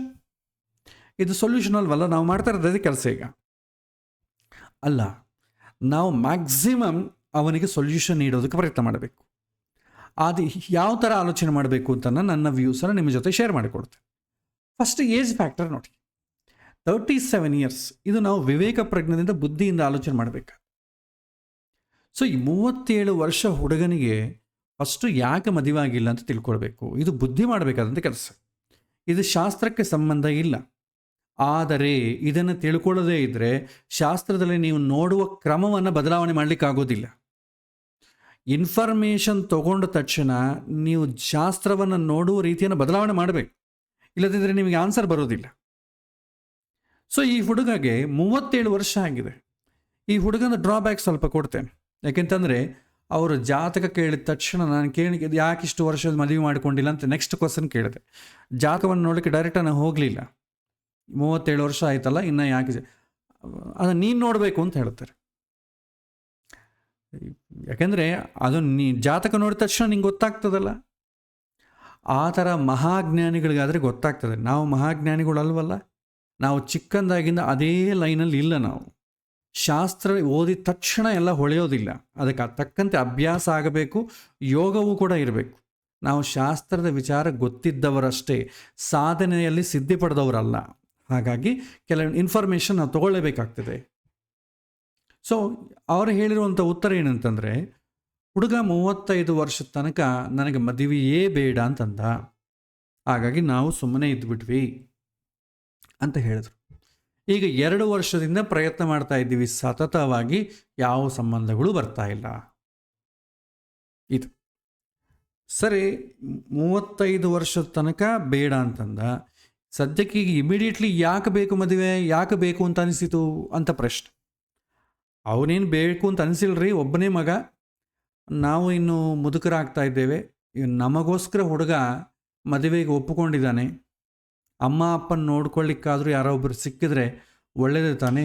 So ಅದಕ್ಕೋಸ್ಕರ ಆ ವಿಷಯಕ್ಕೆ ಕಾಂಪ್ರಮೈಸ್ ಆಗಿ ಒಪ್ಪಿಕೊಂಡಿದ್ದಾನೆ. ಆವಾಗಿಂದ ನಾವು ಸೀರಿಯಸ್ ಆಗಿ ಪ್ರಯತ್ನ ಮಾಡ್ತಾ ಇದ್ದೀವಿ, ಯಾರೂ ಸಿಗ್ತಾ ಇಲ್ಲ. ಇಲ್ಲಿ ಬುದ್ಧಿಗೆ ಹೊಳೆಯದೇ ಇರುವಂಥ ವಿಷಯ ಏನಿಲ್ಲ, ಎಲ್ಲ ಬುದ್ಧಿಗೆ ಹೊಳೆಯುವಂಥ ವಿಚಾರವೇ. ಯಾಕಂದರೆ ಎಲ್ಲ ಫಿಸಿಕಲ್ ಆಗಿ ನಾವು ಕಂಡು ಹಿಡಿಬೋದು. ಇದರಲ್ಲಿ ಮರ್ಮ ಏನೂ ಇಲ್ಲ. ಅವ್ರು ಹೇಳ್ತಾರೆ ಯಾಕೋ ಗೊತ್ತಾಗ್ತಾ ಇಲ್ಲರಿ ಅಂತ ಹೇಳ್ತಾರೆ. ಎಷ್ಟೋ ಪ್ರಯತ್ನ ಮಾಡ್ತಾ ಇದ್ದೀವಿ, ಯಾಕೋ ಸಿಗ್ತಾ ಇಲ್ಲ, ಯಾಕೋ ಗೊತ್ತಾಗ್ತಾ ಇಲ್ಲ. ಪ್ರತಿಯೊಬ್ಬರು ಹೇಳಿದೆ, ಯಾಕಂದರೆ ಡೀಪಾಗಿ ಆಲೋಚನೆ ಮಾಡಲಿಕ್ಕೆ ಯಾರು ರೆಡಿ ಇರಲ್ಲ. ಪ್ರತಿಯೊಬ್ಬ ತಂದೆ ತಾಯಿ ಕೂಡ ನಾವು ಪ್ರಯತ್ನ ಮಾಡ್ತಾ ಇದ್ದೀವಿ, ಯಾಕೋ ಆಗ್ತಾ ಇಲ್ಲ. ಯಾಕೆಂದರೆ ಯಾವುದೇ ಒಂದು ಆಗಲಿಲ್ಲ ಅಂತಂದರೆ ತಮ್ಮ ಕಡೆ ಕೂಡ ಏನೋ ಒಂದು ಇರಬೇಕು ಡ್ರಾಬ್ಯಾಕ್. ಈಗ ಈ ವ್ಯಕ್ತಿಗೆ 37 ವರ್ಷ ಆಗಿದೆ. ಈಗ ಒಂದು ವೇಳೆ ಸಂಬಂಧ ಬಂದರೆ, ಒಂದು ವೇಳೆ ಬರಬೇಕಾದ್ರೆ ಒಂದು 3 to 4 ಇಯರ್ಸ್ ಡಿಫ್ರೆನ್ಸ್ ಇರೋವಂಥವ್ರನ್ನೇ ನಾವು ಎಕ್ಸ್ಪೆಕ್ಟ್ ಮಾಡಬೇಕು. ಅದಕ್ಕಿಂತಲೂ ಕಡಿಮೆ ಇದ್ದರೆ ಹೊಂದಾಣಿಕೆ ಆಗೋದಿಲ್ಲ. ಅಂದರೆ 33ರಿಂದ 35 ವರ್ಷದ ಹುಡುಗಿ ಇವರಿಗೆ ಬರಬೇಕು. ಸೊ 33ರಿಂದ 35 ವರ್ಷ ಹುಡುಗಿಗೆ ಮದುವೆ ಆಗದೇ ಇರುತ್ತಾ? ಮದುವೆ ಆಗಿಲ್ಲ ಅಂತಂದರೆ ಏನು ರೀಸನ್ ಇರುತ್ತೆ? ಸಾಮಾನ್ಯವಾಗಿ ಆ ರೀತಿ ಆಲೋಚನೆ ಮಾಡ್ತೇವೆ. ಅವರಿಗೆ ಕೂಡ 33 ವರ್ಷವರೆಗೂ ಮದುವೆ ಬೇಡ ಅಂತ ಅಂದುಕೊಂಡು, ಆಕೆ ಕೂಡ 33 ವರ್ಷ ಆದ ನಂತರ ಅಯ್ಯೋ ಅಪ್ಪ ಅಮ್ಮ ದೊಡ್ಡವರಾದ ಮೇಲೆ ಅಪ್ಪ ಅಮ್ಮಗೂ ವಯಸ್ಸಾಗ್ತಾ ಇದೆ, ಅವರ ತದನಂತರ ನನ್ನನ್ನು ನೋಡ್ಕೊಳ್ಳೋರು ಹೇಗೆ ಅಂಥೇಳಿ ಆ ಹುಡುಗಿ ಕೂಡ ಆಲೋಚನೆ ಮಾಡಿ ಅಂಥವ್ರು ಬಂದು ಮದುವೆ ಮಾಡ್ಕೋಬೇಕು. ಸೊ ಈ ಥರ ಇದೇ ಹುಡುಗನ ರಿಕ್ವೈರ್ಮೆಂಟ್ಸು, ಹುಡುಗನ ಆಲೋಚನೆ ಥರನೇ ಹುಡುಗಿ ಮಾಡಬೇಕಾದರೆ ಎಷ್ಟು ಸಂಬಂಧಗಳಿರ್ತದೆ? 1000ದಲ್ಲಿ 1-2 ಅನ್ನೋ ಆ ಥರ ಇರ್ತದೆ. ಆ 1-2 ಇದ್ದರೆ ಅದು ಇವ್ರು ಹುಡುಕೋದು ಹೆಂಗೆ? ಅವರೇನು ಎಲ್ಲ ಹೊಸ ಸಂಬಂಧಗಳು ಸಿಕ್ಕಿದಂಗೆ ಫ್ರೀಯಾಗೇನು ಆ ಥರ ಸಂಬಂಧಗಳು ಸಿಗೋದಿಲ್ವಲ್ಲ. 2ನೇದು ಡೈವರ್ಸಿ ಆದರೂ ಆಗಬೇಕು. ಈಗ 3ನೇದು ವಿಡೋ ಆದರೂ ಆಗಬೇಕು. ಸೊ ಈ ಕಾರಣಗಳಿಂದ, ಯಾಕಂದರೆ ಏಜ್ ಆದಮೇಲೆ ಇದೇ ರಿಕ್ವೈರ್ಮೆಂಟ್ಸ್, ಇದೇ ಸಿಗುವುದು, ರಿಕ್ವೈರ್ಮೆಂಟ್ಸ್ ಅಲ್ಲ, ಸಿಗುವುದು ಈ ರೀತಿಗೆ. ಒಂದೇ ತುಂಬ ಏಜ್ ಆಗಿರುವಂಥ ಹುಡುಗಿ ಇರಬೇಕಂದ್ರೆ 24 ವರ್ಷ ಹುಡುಗಿ ಮದುವೆ ಮಾಡ್ಕೊಳ್ಳಿಕ್ಕೆ ಆಗಲ್ಲ, ಅವ್ರು ಒಪ್ಪೋದಿಲ್ಲ. ಫಸ್ಟ್ ಆಫ್ ಆಲ್ ಆ ಹುಡುಗಿ ಕೂಡ ಏಜ್ ಬಾರ್ ಆಗಿದೆ, ಯಾರನ್ನೋ ಒಬ್ಬರ ಮದುವೆ ಮಾಡ್ಕೊಂಬೋಣಪ್ಪ, ಮನೆಗೆ ಸಾಕಾಗಿದೆ ಅಂತ ಅನಿಸ್ಬೇಕು, ಅಥವಾ ಡೈವರ್ಸ್ ಆದರೂ ಆಗಿರಬೇಕು. ವೈವಾಹಿಕ ಜೀವನದಲ್ಲಿ ತುಂಬ ನೊಂದು ಇನ್ನು ಬೇಡಪ್ಪ ಡೈವರ್ಸ್ ಮಾಡ್ಕೊಂಬೋಣ ಅಂಥೇಳಿ 36-37 ವರ್ಷಕ್ಕೆ ಡೈವರ್ಸ್ ಮಾಡಿಕೊಂಡ ಹುಡುಗಿಯಾದರೂ ಆಗಿರಬೇಕು. ಅಥವಾ ಸಣ್ಣ ವಯಸ್ಸಿನಲ್ಲಿ ಗಂಡ ತೀರಿಕೊಂಡು ಒಂದು ಮಗು ಇದ್ದು ಆ ಥರ ಇದ್ದು ಬೇರೆ ಯಾರೋ ಮದುವೆ ಮಾಡ್ಕೊಳ್ತಾ ಇಲ್ವಲ್ಲ, ಆ ಥರದನ್ನು ಇರಬೇಕು. ಸೊ ಈ ಥರ ಬರುವಂಥ ಅಲೈನ್ಸಸ್ಸು ನಿಮಗೆ ತುಂಬ ಡೀಪಾಗಿ ಪ್ರಯತ್ನ ಮಾಡಿ ಹುಡುಕಿದ್ರೇ ಸಿಗ್ತವೆ, ಫ್ರೀಯಾಗಿ ಸಿಗೋದಿಲ್ಲ. ಎಫರ್ಟ್ಲೆಸ್ ಆಗಿ ನಮಗೆ ರಿಜಿಸ್ಟ್ರೇಷನ್ ಆ ಥರ ಜಾಸ್ತಿ ಮಾಡಿಕೊಳ್ಳೋದಿಲ್ಲ ಇದೆಲ್ಲ. ಸೊ ನೆಕ್ಸ್ಟ್ ಏನಂತಂದರೆ, ಹುಡುಗನ ರಿಕ್ವೈರ್ಮೆಂಟ್ ಒಂದಿದೆ, ಅವನಿಗೆ ಡೈವರ್ಸಿ ಅಥವಾ ವಿಡೋ ಆಗಿರಬಾರದು. ಅಲ್ಲೇನಾಯಿತು, ಚಾನ್ಸಸ್ ಇನ್ನೂ ಕಡಿಮೆ ಆಯಿತು. ಈ ಹುಡುಗನ ರಿಕ್ವೈರ್ಮೆಂಟ್ ಮೆಂಟಾಲಿಟಿ ಏನಿದೆ ಆ ಥರ ಅದೇ ಥರ ಮೆಂಟಾಲಿಟಿ ಇರುವಂಥ ಹುಡುಗಿ ವೆಯ್ಟ್ ಮಾಡೋಂಥೊಳಗಿರಬೇಕು. ಸೊ ಇಂಥದ್ದು ಭಗವಂತ ಏನಾದರೂ ಮಾಡಿ ಮಿರಾಕಿಲ್ ಆದರೆ ತಪ್ಪ ಇದು ಸ್ಮೂತ್ ಆಗುವಂಥದ್ದಲ್ಲ. ಅದೇನಾದರೆ ಅನಿರೀಕ್ಷಿತವಾಗಿ ಇವರು ಎಷ್ಟು ಪ್ರಯತ್ನ ಪಟ್ಟರಲ್ಲ, ಅದೃಷ್ಟಕ್ಕೆ ಅದೇ ಭಗವಂತ ಎಂದೋ ಒಂದಿನ ಯಾರೋ ಬಂದು ಬಳಗ ಈ ಥರ ಇದ್ದಾರೆ ಅಂತೇಳಿ ಅವರವರು ಕೂಡಿ ಮದುವೆ ಮಾಡಬೇಕಾದೇ ಹೊತ್ತು ಪ್ರಯತ್ನದಿಂದ ಆಗುವಂಥ ಕೆಲಸಗಳು ಅಲ್ಲ ಇದು. ಸೊ ನೆಕ್ಸ್ಟ್ ಹುಡುಗನ್ನ ಕೇಳಿ ವಿಚಾರ ಮಾಡಿ, ಯಾಕಪ್ಪ ಈಗಾದರೂ ಯಾಕೆ ಮದುವೆ ಮಾಡ್ಕೊಳ್ತಾ ಇದ್ದೀವಿ, what you are expecting in this age. ಅಂದರೆ ನನಗೇನು ಬೇಕಿಲ್ಲ ಆಚಾರ್ಯ, ತಂದೆ ತಾಯಿಗಳು ನೋಡಿಕೊಂಡು ಮನೆ ಮೆಟ್ಕೊಂಡು ನೋಡ್ಕೊಂಡು ಹೋದರೆ ಸಾಕು. ಅಂದರೆ ಏನು, ಅವ್ರಿಗೆ ಬೇಕಾದ ಹುಡುಗಿ ಹೇಗಿರಬೇಕು ಅಂತಂದರೆ ಮನೆ ಕೆಲಸ ಮಾಡ್ಕೊಂಡು ಹೋದರೆ ಸಾಕು. ಸೊ ಯಾರಾದರೂ ಇವತ್ತಿನ ಜನ್ರೇಷನಲ್ಲಿ ಆ ಥರ ಮಾಡೋರಿದ್ದಾರೆ. ಡೈವರ್ಸಿ ಆದವರು ಕೂಡ ಆ ಥರ ಮನೆಗೆ ನಿಮ್ಮಪ್ಪ ಅಮ್ಮನ ನೋಡ್ಕೊಂಡು ನಾನೇ ಆಗಿರಬೇಕು. ಪ್ರತಿಯೊಬ್ಬರು ಅವರ ಅಪ್ಪ ಅಮ್ಮನೇ ಅವ್ರು ನೋಡ್ಕೊಳ್ಳೋಕೆ ಆಗೋದಿಲ್ಲ, ಅವರ ಅಪ್ಪ ಅಮ್ಮನೇ ಇವ್ರು ನೋಡ್ಕೋಬೇಕು. ಅಂಥದ್ದು ಅತ್ತೆ ಮಾವನ ನೋಡಿಕೊಂಡು ಒಂದು ದಶಪೂರ್ವೇಶಾಂ ದಶಾಪರೇಶಾಂ ಹೀಗೆ ಅತ್ತೆ ಮನೆಗೆ ಹೀಗೆ ತಾಯಿ ಮನೆಗೆ ಅವ್ರಿಗೆ ಇದು ಸೇವೆ ಮಾಡಿ ಪುಣ್ಯವನ್ನು ಪಡ್ಕೊಂಡು ಹೋಗಬೇಕು ಅಂತಂಬೋ ಮೆಂಟಾಲಿಟಿ ಇರೋ ಹುಡುಗಿರು ಈಗ ಎಷ್ಟು ಜನ ಇದ್ದಾರೆ? ಒಬ್ಬರೂ ಇಲ್ಲ. ಕೇವಲ ಅತ್ತೆ ಮನೆಗೆ ಹೋಗಿ ಅವರ ಮನೆಯಲ್ಲಿ ಸೇವೆ ಮಾಡಿದರೆ ನನ್ನ ತಂದೆಗೆ ತಾಯಿಗೂ ಕೂಡ ಪುಣ್ಯ ಬರುತ್ತೆ, ನನ್ನ ಜೀವನವೂ ಸಾರ್ಥಕವಾಗತ್ತೆ ಅಂತ ಆಲೋಚನೆ ಮಾಡುವಂಥ ಜನರೇಷನ್ಲಿ ನಾವು ಇಲ್ಲ. ಹಾಗಾಗಿ ಈಗ ಆ ಥರ ನೀವು ನಾರ್ಮಲ್ ಏಜಲ್ಲಿದ್ದು ಮದುವೆ ಮಾಡಿಕೊಂಡ್ರೇ ಅತ್ತೆ ಮಾವನ ನೋಡ್ಕೊಳ್ಳೋದು ತುಂಬ ಕಷ್ಟ. ಎಷ್ಟಿದ್ರೂ ನೀವು ಮನೆಗೆ ಕೆಲಸದವಳನ್ನ ಇಟ್ಕೊಳ್ಬೇಕಾದ್ರೆ, ಹುಡುಗಿಯನ್ನು ಮದುವೆ ಮಾಡಿಕೊಂಡ್ರೂ ಅಡುಗೆ ಪಾತ್ರೆ ತೊಳೆಯೋದಕ್ಕೋ ಅಡುಗೆ ಆಕೆನೇ ಮಾಡ್ಕೋಬೇಕು, ಅಥವಾ ಜೊಮ್ಯಾಟೊలో ಇಲ್ಲಿಂದ ತರಿಸ್ಕೋಬೇಕು. ಇನ್ನು ಜಾಸ್ತಿ ಓವರ್ ಮಾಡಿದ್ರೆ ಅಪ್ಪ ಅಮ್ಮ ಒಂದು ಮನೆಯಲ್ಲಿ, ಮಗ ಸೊಸೆ ಇನ್ನೊಂದು ಮನೆಯಲ್ಲಿ, ಆವಾಗಾದರೂ ಕೆಲಸದವ್ರನ್ನ ಇಟ್ಕೊಳ್ಳೇಬೇಕು. ಖಂಡಿತ ಓಲ್ಡ್ ಏಜ್ ಹೋಮಲ್ಲಿ ಸೇರಿಸಲೇಬೇಕು. ಅಟ್ಲೀಸ್ಟ್ ಈಗ ಮದುವೆ ಇಲ್ಲದಿದ್ದರೆ ತಂದೆ ತಾಯಿಗಳ ಜೊತೆನೇ ಇರ್ಬೋದು. ನೀವು ಮದುವೆ ಮಾಡ್ಕೊಂಡು ಅನ್ಕೋ, ನೀನೇನು ಅಂದ್ಕೊಳ್ತಾ ಇದ್ದೀಯ, ಅಪ್ಪ ಅಮ್ಮನ ನೋಡ್ಕೊಳ್ಳಿಕ್ಕೆ ಮದುವೆ ಆ ಥರ ಹುಡುಗಿಯರಿಗೆ ಯಾರೂ ಇಲ್ಲ. ನಿನಗೇನಾದರೂ ವಾಂಛೆ ಏನಾದರೂ ಇದ್ದರೆ ಅದನ್ನು ಈಡೇರಿಸ್ಕೊಳ್ಳಿಕ್ಕೆ ಮದುವೆ ಮಾಡ್ಕೋ. ಇಲ್ಲ ಆಚಾರ್ಯ ಅದು ಮಾಡ್ಕೊಳ್ಳೋಂಗಿಂದ ನಾನು 35 ವರ್ಷಕ್ಕೆ ಮಾಡ್ಕೊಳ್ತಿದ್ದೆ, ಇಷ್ಟೊಳಗೆ ಯಾಕೆ ವೆಯ್ಟ್ ಮಾಡ್ತಿದ್ದೆ ಅಂತಂತ, ಅಷ್ಟೊಳಗೆ ಆಗೋಗ್ತಿತ್ತು. ಅದು ಬೇಡ, ನನಗೆ ಇಂಟ್ರೆಸ್ಟ್ ಇಲ್ಲ ಅಂತಲೇ ಮಾಡಿ. ಆ ಥರ ಇಂಟ್ರೆಸ್ಟ್ ಇಲ್ಲದವನಿಗೆ ಒಂದು ವೇಳೆ ಹುಡುಗಿ ಯಾರಾದರೂ ಮದುವೆ ಮಾಡಿಕೊಂಡ್ರೂ ಕೂಡ ಮತ್ತು ಜೀವನ ಹೆಂಗೆ ನಡೆಯುತ್ತೆ? ತುಂಬ ಕಷ್ಟ. ಸೊ ಶಾಸ್ತ್ರ ಪ್ರಕಾರ ಪ್ರತಿಯೊಬ್ಬನಿಗೂ ಒಂದು ಗುರುಬಲ ಅಂತಂಬೋದಾಗಲಿ, ಒಳ್ಳೆಯ ದಶೆ ಅಂತ ಅಂಬೋದಾಗಲಿ ಬಂದೇ ಬರುತ್ತೆ. ಈಗಲಾದರೂ ಮತ್ತೆ ಬರ್ತದೆ, 1 ವರ್ಷ ಬಿಟ್ಟು 1 ವರ್ಷ ಬಂದೇ ಬರುತ್ತೆ. ಆದರೆ ಆ ಥರ ಬಂದವರಿಗೆಲ್ಲ ಕೂಡ ಯೋಗ ಇರುತ್ತೆ ಅಂತ ಹೇಳಲಿಕ್ಕೆ ಆಗೋದಿಲ್ಲ. ಜಾತಕದಲ್ಲೇನೋ ಗೊತ್ತಾಗ್ತಾ ಇದೆ, ಆದರೆ ರಿಯಾಲಿಟಿಯಲ್ಲಿ ನೋಡಿ 37 ವರ್ಷ ಆಗ್ತಾಯಿದೆ, ಆ ಹುಡುಗನಿಗೆ ಈಗ ಮದುವೆ ಮಾಡ್ಕೋಬೇಕು ಅಂತಿದೆ, ಅದು ಕೂಡ ತನ್ನ ತಂದೆ ತಾಯಿ ನೋಡ್ಕೊಳ್ಳಿಕ್ಕೆ ಒಬ್ಬರು ಬೇಕಾಗಿದೆ. ಈ ಥರ ರಿಕ್ವೈರ್ಮೆಂಟ್ಸ್ ಇರೋರು ಸಿಗ್ತಾರಾ? ಸಿಗೋದಿಲ್ಲ. ಇನ್ನೊಂದು ಎಕ್ಸಾಂಪಲ್ ಕೊಡ್ತೇನೆ. ಒಬ್ಬ ಜಾತಕದಲ್ಲಿ ಕೇಂದ್ರ ಕೋಣ ಸ್ಥಾನಗಳು ತುಂಬ ಚೆನ್ನಾಗಿದೆ, ಬಲವಾಗಿದೆ. ಗ್ರಹಗಳು, ಪಾಪಗ್ರಹಗಳು ತ್ರಿಷಾಣೆಯ ಸ್ಥಾನದಲ್ಲಿದೆ, ಅಂದರೆ 3, 6, 11 ಸ್ಥಾನದಲ್ಲೇ ಇದೆ. ಪಾಪಗ್ರಹಗಳು ಆ ಮನೆಯಲ್ಲಿದೆ, ತುಂಬ ಒಳ್ಳೆಯದು, ಕೆಟ್ಟದೇನೂ ಅಲ್ಲ. ಜಾತಕ 100% ಚೆನ್ನಾಗಿದೆ, ಎಲ್ಲಿ ನೀವು ಇಡೋಂಗಿಲ್ಲ. ಒಳ್ಳೆ ಪರ್ಫೆಕ್ಟ್ ಕ್ವಾಲಿಟೀಸು, ಪರ್ಫೆಕ್ಟ್ ವರ್ಚು, ಒಳ್ಳೆ ಜ್ಞಾನ, ಒಳ್ಳೆ ಡಿಸಿಪ್ಲೈನ್, ಒಳ್ಳೆ ಧರ್ಮ, ಭಗವದ್ಭಕ್ತಿ, ಶಾಸ್ತ್ರಜ್ಞಾನ ಎಲ್ಲ ಇದೆ. ಆದರೆ ಅವನಿಗೊಂದು ಬಯಕೆ ಇತ್ತು, ನಾನು ನನ್ನ ಜೀವನದಲ್ಲಿ 1 ಸಲ ಆದರೂ ಅಶ್ವಮೇಧ ಯಾಗ ಮಾಡಬೇಕು ಅಂತಿದ್ದೀನಿ ಅಂತ. ಈಗ ಸಾಧ್ಯ ಆಗುತ್ತೆ ಈ ಜನ್ರೇಷನಲ್ಲಿ? ಅಶ್ವಮೇಧ ಆಗಲಿ ಮಾಡ್ಲಿಕ್ಕೆ ಆಗ್ತದ? ಜಾತಕ ಚೆನ್ನಾಗಿದೆ, ಶಾಸ್ತ್ರ ಏನೋ ಪರ್ಫೆಕ್ಟ್ ಆಗಿದೆ, ನಾವು ಅವನಿಗೆ ಗುರುಬಲ ಇನ್ನೊಂದು ನೋಡಿ ಈ ಟೈಮಲ್ಲಿ ನಿಮಗೆ ಆಗುತ್ತೆ ಅಂತ ಹೇಳಲಿಕ್ಕೆ ಆಗ್ತದ? ಅವನ ಬೈಕೆ ಇದೆ, ನನಗೆ ಅಶ್ವಮೇಧ ಆಗಬೇಕು ಅಂತಿದೆ. ಕೇವಲ ಶಾಸ್ತ್ರದಲ್ಲಿ ಗ್ರಹಗಳು ಚೆನ್ನಾಗಿದ್ದಷ್ಟು ಮಾತ್ರಕ್ಕೆ ಅಂದುಕೊಂಡಿದ್ದಲ್ಲ ಈಡೇರುತ್ತೆ ಅಂತಲ್ಲ. ಯಾವ ದೇಶ ಕಾಲ ಪರಿಸ್ಥಿತಿಗಳು ಅಂತೇವೆ, ಆ ಕಾಲದಲ್ಲಿ ಆ ಪರಿಸ್ಥಿತಿಗೆ ಅನುಗುಣವಾಗಿ ತನ್ನ ಬಯಕೆ ಇದ್ದರೆ, ಶಾಸ್ತ್ರದಲ್ಲಿ ಗ್ರಹಸ್ಥಿತಿ ಚೆನ್ನಾಗಿದ್ದರೆ ಅನುಕೂಲ ಆಗ್ತದೆ. ಇಲ್ಲದಿದ್ದರೆ ಶಾಸ್ತ್ರ ಅನುಕೂಲವಾಗಿಯೇ ತೋರಿಸ್ತಾ ಇರುತ್ತೆ, ಮುಂದೆ ನಡೆಯಲ್ಲ. ಈಗ ಅಶ್ವಮೇಧ ಯಾಗ ಮಾಡಬೇಕು ಅಂತ ಅವನು ಅಂದುಕೊಂಡವನು, ನೀ ಆ ಥರ ನಿನ್ನ ಮನಸ್ಸಲ್ಲಿ ಅದಿದೆಯಾ, ನೀನೊಂದು ಕೆಲಸ ಮಾಡು, ಕಾಳಹಸ್ತಿಗೆ ಹೋಗಿ ಪೂಜೆ ಮಾಡಿಸ್ಕೊಂಬ ಅಂದರೆ ಅದಕ್ಕೆ ಅರ್ಥ ಇದೆಯಾ? ಈಗ ಈ ಹುಡುಗನಿಗೆ ತನಗೆ ಬೇಕಾದ ರಿಕ್ವೈರ್ಮೆಂಟ್ಸ್ ಇರುವಂಥ ಹುಡುಗಿ ಸಿಗಲಿಕ್ಕೆ ಅವಕಾಶ ತುಂಬ ಕಡಿಮೆ ಇದೆ. ಏನೋ ದೇವರು ಮನಸ್ಸು ಮಾಡಿ ಏನೋ ಒಂದು ಮಿರಾಕಲ್ ಥರ ಆಗಬೇಕಾದ್ದೇ ಹೊತ್ತು ಸಾಮಾನ್ಯವಾಗಿ ಆಗಲಿಕ್ಕೆ ಅವಕಾಶ ಇಲ್ಲ. ಏಕೆಂತಂದರೆ ತನಗೂ ಕೂಡ ಅಪ್ಪ ಅಮ್ಮನ ನೋಡ್ಕೋಬೇಕು ಅಂತ ಹುಡುಗಿ ಬೇಕಾಗಿದೆಯೇ ಹೊತ್ತು ತನಗೇನು ಇವಾಗ ಕೂಡ ಮದುವೆಗೆ ಇಂಟ್ರೆಸ್ಟ್ ಇಲ್ಲ. ಆ ಥರ ಇರುವಂಥ ಹುಡುಗನಿಗೆ ಯಾವ ಹುಡುಗಿ ಮದುವೆ ಮಾಡ್ಕೊಳ್ತಾರೆ? ತುಂಬ ಆಕೆಗೆ ಇಲ್ಲ, ಮನೆ ಸಾಕಾಗಿದೆ, ಮನೆ ಬೇಡ, ಅಟ್ಲೀಸ್ಟ್ ಅತ್ತೆ ಮಾವನ ಮನೆಗಾದರೂ ಇರ್ತೀನಿ, ಅಲ್ಲಿ ಗಂಡ ಏನು ಮಾಡಿದ್ರೂ ಪರವಾಗಿಲ್ಲ, ಆ ಥರ ಮೆಂಟಾಲಿಟಿ ಇರುವಂಥ ಹುಡುಗಿ ಸಿಗಲಿಕ್ಕೆ ಎಷ್ಟು ಅವಕಾಶ ಇದೆ? ಅಥವಾ ಏನಾದರೂ ಪೂಜೆ ಹೋಮ ಏನಾದರೂ ಇದ್ದರೆ ಆ ಥರ ಹುಡುಗಿಯನ್ನು ಸೃಷ್ಟಿ ಭಗವಂತ ಮಾಡಲಿಕ್ಕೆ ಆಗ್ತದೋ? ಅಥವಾ ಯಾರಾದರೂ ಮನಸ್ಸು ಬದಲಾವಣೆ ಮಾಡಿ ಇವನಿಗೋಸ್ಕರ ಅಂತ ಇಡ್ಲಿಕ್ಕೆ ಆಗ್ತದೋ? So practically it is not possible. ಇದೇ ಜಾತಕ ಒಂದು 28-30 ವರ್ಷದ ಹುಡುಗನಾದರೆ ಆವಾಗ ನಾವು ನೋಡುವ ಪದ್ಧತಿಯೇ ಬೇರೆ. ಇದೇ ಜಾತಕ 20 ವರ್ಷದವನು ಕೇಳಿದ್ರೆ ನೋಡೋ ಪದ್ಧತಿ ಬೇರೆ. ನಾವೇ ಅಷ್ಟೇ ಅಲ್ವಾ? ಈಗ ಸಪೋಸ್ ಇದೇ 24 ವರ್ಷ ಹುಡುಗ ಅಂತ ಅಂದ್ಕೊಳ್ಳಿ, ನಮ್ಮ ಹುಡುಗನಿಗೆ ಹೀಗೆ ಯಾಕೆ ಮದುವೆ ಅಂತ ತಂದೆ ತಾಯಿ ಹೇಳ್ತಾರೆ. ನಾವಿನ್ನೂ ಸ್ವಲ್ಪ ಓದಿಸ್ತಾ ಇದ್ದೇವೆ, ಒಳ್ಳೆ ಹುಡುಗಿಯನ್ನು ನೋಡ್ತೇವೆ. 28 ವರ್ಷ ಆಯಿತು, ಆವಾಗ ಅವರು ಒಂದು ರಿಕ್ವೈರ್ಮೆಂಟ್ ಇಟ್ಕೊಂಡಿರ್ತಾರೆ, ಈ ಥರ ಹುಡುಗಿ ಆಗಿರಬೇಕು, ಆ ಹುಡುಗಿ ನೋಡ್ಲಿಕ್ಕೆ ಚೆನ್ನಾಗಿರಬೇಕು, ಒಳ್ಳೆ ಉದ್ಯೋಗ ಮಾಡ್ತಾ ಇರಬೇಕು, ಮನೆತನದಲ್ಲಿ ಸಪೋರ್ಟ್ ಇರಬೇಕು, ಬೆಂಗಳೂರಿನಲ್ಲೇ ಇರಬೇಕು, ಅತ್ತೆ ಮಾವನ ಚೆನ್ನಾಗಿ ನೋಡ್ಕೋಬೇಕು, ಗಂಡನ ಚೆನ್ನಾಗಿ ನೋಡ್ಕೋಬೇಕು, ಈ ಥರ ರಿಕ್ವೈರ್ಮೆಂಟ್ಸ್ ಇರ್ತದೆ. 32 ಇದ್ದಾನೆ ಪಾಪ, ಸಿಗಲಿಲ್ಲ. 32 ವರ್ಷ ಆಯಿತು. ಆಗ 32 ವರ್ಷದಲ್ಲಿ ಯಾವುದಾದ್ರೂ ಸಿಗುತ್ತಾ ಅಂತ ನೋಡಿದ್ರೆ ಆ ರಿಕ್ವೈರ್ಮೆಂಟ್ಸಿನ ಸ್ವಲ್ಪ ಕಂಡೆನ್ಸ್ ಮಾಡ್ತಾರೆ.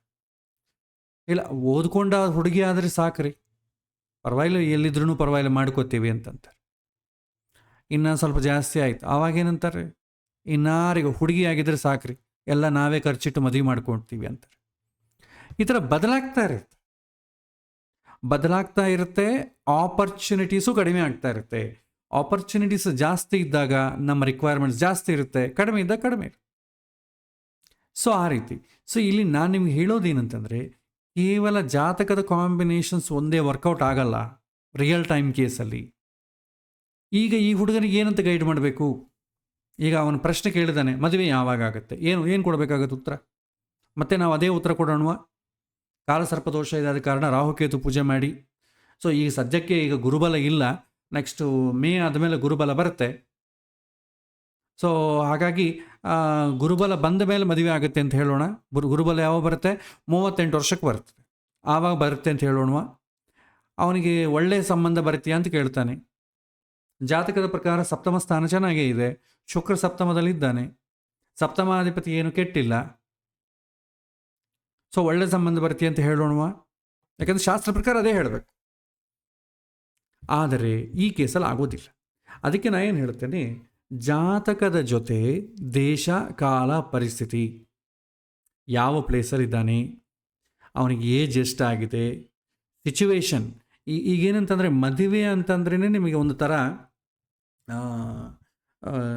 ಎರಡು ಸ್ಟೇಟಸ್ ಮೇಂಟೈನ್ ಮಾಡಿ ಈಗ ಮದುವೆಗಳು ಆಗೋದು. ಒಂಥರ ಹೇಳಬೇಕಾದ್ರೆ ಮದುವೆಗಳಾಗೋದೇ ಅವರು ಪಾಪ ತುಂಬ ಕಷ್ಟದಿಂದ ಸಂಪಾದನೆ ಮಾಡಿಕೊಂಡಂಥ ಐಶ್ವರ್ಯವನ್ನೆಲ್ಲ ಕೂಡ ಪ್ರದರ್ಶನ ಮಾಡುವ ಸಮಯ ಅಂತ ಅರ್ಥ. ಆ ಮದುವೆ ನೋಡಿ ಎಲ್ಲ ಅವ್ರ ಶೋ ಆಫೇ, ಅವ್ರಿಗೆ ಎಷ್ಟು ಐಶ್ವರ್ಯ ಇದೆ ಅದನ್ನು ಅವರ ಡ್ರೆಸ್ ರೂಪದಲ್ಲಿ ಅಥವಾ ಅವರು ಇದು ಅಂತಾರೆ ಛತ್ರ ಬುಕ್ ಮಾಡುವಂಥ ಫಂಕ್ಷನ್ ಹಾಲ್ ರೂಪದಲ್ಲಿ, ಅವ್ರು ಹಾಕಿಕೊಂಡ ಒಡವೆಗಳ ರೂಪದಲ್ಲಿ, ಅವ್ರು ಕೊಡೋ ಟ್ರೀಟ್ಮೆಂಟ್ ರೂಪದಲ್ಲಿ ನೋಡಿಸ್ತಾರೆ. ಇಷ್ಟೇ. ಸೊ ಹಾಗಾಗಿ ಈ 3 ಫ್ಯಾಕ್ಟ್ ನೋಡಬೇಕು. ಜಾತಕ ಚೆನ್ನಾಗಿದ್ದಷ್ಟು ಮಾತ್ರಕ್ಕೆ ನೀವು ಪ್ರಾಮಿಸ್ ಮಾಡ್ಲಿಕ್ಕೆ ಬರಲ್ಲ.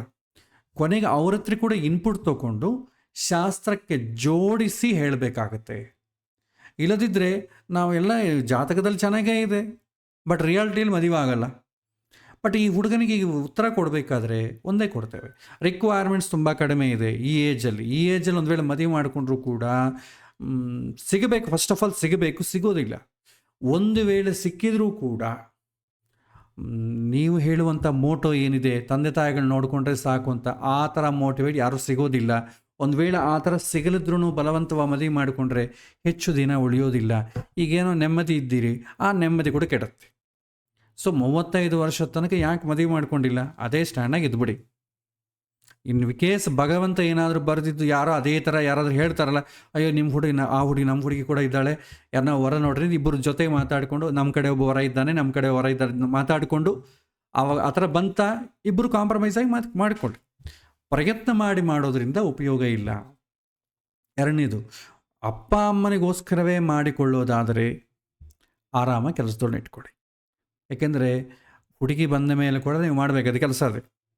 ಈಗ ಅಟ್ಲೀಸ್ಟ್ ಅಮ್ಮ ಅಪ್ಪನ ಫಾಲೋ ಅಪ್ ಮಾಡಿ ಅವ್ರಿಗೆ ನೆಮ್ಮದಿ ಆದರೂ ಸಿಗುತ್ತೆ. ಸುಮ್ಮನೆ ಈಗ ಮತ್ತೆ ಅವ್ರಿಗೆ ಸಂಬಂಧಗಳ ಹಿಂದೆ ಓಡೋ ಥರ ಇಡಬಾರ್ದು. ಯಾಕೆಂದರೆ ಅವ್ರಿಗೆ ಗೊತ್ತಿಲ್ಲ, ಯಾಕೆಂದರೆ ವೇಸ್ಟ್ ಮಾಡ್ಕೊಂಡಿದ್ದಾರೆ ತುಂಬ ಟೈಮ್. ಅವ್ರಿಗೇನಂತಂದರೆ ಯಾವ ಸಮಯದಲ್ಲಾದರೂ ಜಾತಕ ನೋಡಿಸಿ ಯೋಗ ಇದ್ದರೆ ಖಂಡಿತ ಆಗುತ್ತೆ ಅಂತ. ಕೇವಲ ಯೋಗ ಇದ್ದಷ್ಟು ಮಾತ್ರಕ್ಕೆ ಆಗೋದಿಲ್ಲ. ಪ್ರಾಕ್ಟಿಕಲ್ ಆಗಿ ನಾವು ಏನು ಬಯಸ್ತಾ ಇದ್ದೇವೆ ಅದು ಈ ಕಾಲಕ್ಕೆ ಸೀಮಿತವಾಗಿರಬೇಕು, ಇಲ್ಲದ್ರೆ ಪ್ರಯೋಜನ ಇಲ್ಲ. ಸೊ ಹಾಗೆ ಶಾಸ್ತ್ರ ಶ್ರದ್ಧೆಯೂ ಇರಬೇಕು, ಜೊತೆಗೆ ವಿವೇಕ, ಎರಡೂ ಜೊತೆಯಾಗಿ ಕೆಲಸ ಮಾಡಿ ಹೇಳಬೇಕಷ್ಟೇ.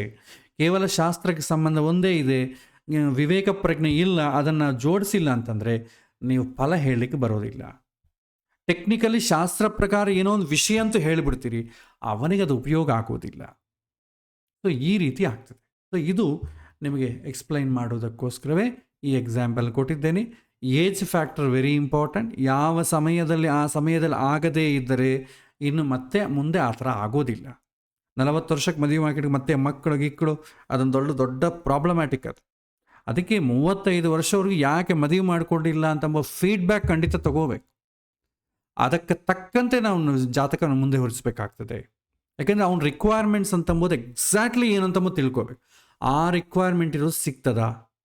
ಈಗ ಸದ್ಯಕ್ಕೆ ಈ ಹುಡುಗನ ರಿಕ್ವೈರ್ಮೆಂಟ್ಸ್ ಏನಿದೆ ಅದಕ್ಕೆ ತಕ್ಕಂತೆ ಸಿಗುವಂಥ ಹುಡುಗಿ ಇಲ್ಲ, ಸಿಗೋದು ತುಂಬ ಕಷ್ಟ. ಅಸಲು ಚೆನ್ನಾಗಿದ್ದು ಒಳ್ಳೆ ಓದ್ಕೊಂಡು ಅಂಥವರಿಗೆ, ಏಜಲ್ಲಿದ್ದವರಿಗೆ ಹುಡುಗಿಯರು ಸಿಗ್ತಾ ಇಲ್ಲ. ಸ್ಪೆಷಲ್ ರಿಕ್ವೈರ್ಮೆಂಟ್ ಇದ್ರೆ ಹೆಂಗೆ?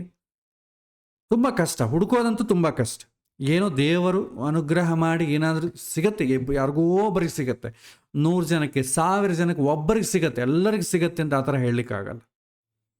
ಯಾರೋ ಒಬ್ಬರಿಗೆ ರ್ಯಾರ್ ಕೇಸ್. ಸೊ ಹೀಗೆ ನಾವು ಇದನ್ನು ಒಂಥರ ಹೋಲಿಸ್ಟಿಕ್ ವೇಲಾದರೆ ಮಾಡಬೇಕು. ನಾವು ಓದಿಕೊಂಡಿದ್ದು ಮೆಕಾಲೆ ಥಿಯರಿ ಆಫ್ ಎಜುಕೇಷನ್ ಏನಿದೆ ಅದರಲ್ಲಿ ನಾವು ಜಾತಕವನ್ನು ನೋಡಿ ಏನೋ ಈ ಥರ ಇದೆ ಹೇಳಿಬಿಟ್ಟಿವಿ ಅಂತಂದರೆ ಅದು ಹೆಚ್ಚು ಪ್ರಯೋಜನಕಾರಿ ಆಗೋದಿಲ್ಲ. ಅಡ್ವಾನ್ಸ್ಡ್ ಥಿಂಕಿಂಗ್ ಮಾಡೋಣ. ಅಡ್ವಾನ್ಸ್ಡ್ ಟಾಪಿಕ್ಸು, ಅಡ್ವಾನ್ಸ್ಡ್ ಕಾನ್ಸೆಪ್ಟ್ಸ್ ಹಿಂದೆ ಈಗ ಸದ್ಯಕ್ಕೆ ಬೇಡ, ಓಡಿ ಹೋಗಬಹುದು. ಆದರೆ ಎಷ್ಟು ಓಡಿದ್ರೂ ನಮಗೆ ಫಲವನ್ನು ಹೇಳಿ ಒಂದು ರಿಸಲ್ಟ್ ಹೇಳಲಿಕ್ಕೆ ಬರಲದೇ ಇದ್ದರೆ ಪ್ರಯೋಜನ ಆಗೋದಿಲ್ಲ. ಸೊ ಜ್ಯೋತಿಷ್ಯದ ಕಾನ್ಸೆಪ್ಟ್ಸ್ ಅರ್ಥ ಮಾಡ್ಕೋಬೇಕು, ಕಾಂಬಿನೇಷನ್ಸ್ ಅರ್ಥ ಮಾಡ್ಕೋಬೇಕು, ರಿಯಲ್ ಟೈಮಲ್ಲಿ ಆ ವ್ಯಕ್ತಿಗೆ ಇದು ಹೇಗೆ ಅಪ್ಲೈ ಆಗುತ್ತೆ ಅಂತ ಆಲೋಚನೆ ಮಾಡಬೇಕು. ಆವಾಗ ಇದಕ್ಕೆ ಅರ್ಥ ಸಿಗತ್ತೆ. ಸೊ ಇದು ಒಂದು ಎಕ್ಸಾಂಪಲ್ ನಿಮಗೆ ಹೇಳಿದಂಥ ವಿಚಾರ. ಇದು ಇವತ್ತಿನ ಪಾಠ. ಸೊ ಇದೇ ರೀತಿ ನೆಕ್ಸ್ಟ್ ಟೈಮಿಂದ ಯಾರಾದರೂ ಜಾತಕ ಕೊಟ್ಟರೆ ದೇಶ ಕಾಲ ಪರಿಸ್ಥಿತಿ ಫಸ್ಟ್ ಏಜ್ ನೋಡ್ಕೊಳ್ಳಿ. ಏಜ್ ನೋಡಿಕೊಂಡು ಫಸ್ಟ್ ರಿಕ್ವೈರ್ಮೆಂಟ್ ಯಾವ ಥರ ಹುಡುಗಿಯನ್ನು ನೋಡ್ತಾ ಇದ್ದೀರ ಕೇಳಿ, ಅದು ಯೋಗ ಇದೆಯಂತ ನೋಡ್ಕೊಳ್ಳಿ. ಇಲ್ಲದ್ರೆ ಅವನು ನಂಗೆ ಈ ಥರ ಹುಡುಗಿ ಬೇಕು ಅಂತ ಇರ್ತಾನೆ. ಇವತ್ತಿನ ಕಾಲಕ್ಕೆ ಅದು ಸೀಮಿತ ಆಗೋದೇ ಇಲ್ಲ, ಇಲ್ಲದ್ರೆ ಕಷ್ಟ ಆಗ್ತದೆ. ಇದು ಇವತ್ತಿನ ವಿಚಾರ. ಏನಾದರೂ ಪ್ರಶ್ನೆಗಳೇನಾದರೂ ಇದ್ದರೆ ನೀವು ಕೇಳಬಹುದು. 1 ನಿಮಿಷ ಅನ್ಮ್ಯೂಟ್ ಮಾಡ್ತೇನೆ. ನಮಸ್ಕಾರ.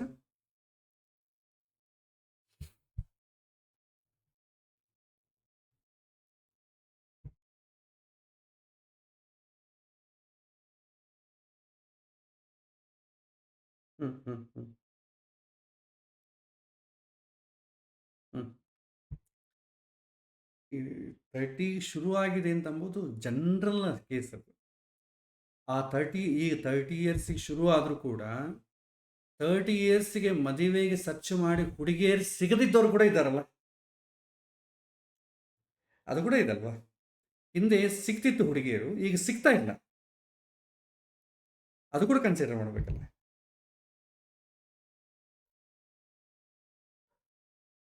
ಸೊ ಹಾಗಿದ್ರೆ ಏನಾಗ್ತದೆ, ನಮಗೆ ಅವಕಾಶಗಳೇ ಕಡಿಮೆ ಇದ್ದಾಗ ಏನಾಗ್ತದೆ, ಡಿಮ್ಯಾಂಡ್ ಜಾಸ್ತಿ ಆಯ್ತು ಅಂದ್ಕೊಡಿ. ಈ ಥರನೇ ಹುಡುಗರು ಒಂದು 10 ಜನ ಇದ್ರು ಅಂದ್ಕೊಡಿ, ಹುಡುಗಿಯರು ಎಷ್ಟು ಜನ ಇರ್ತಾರೆ, ಅದರಲ್ಲೂ ಮತ್ತೆ ಚಾಯ್ಸ್ ಇರ್ತದೆ.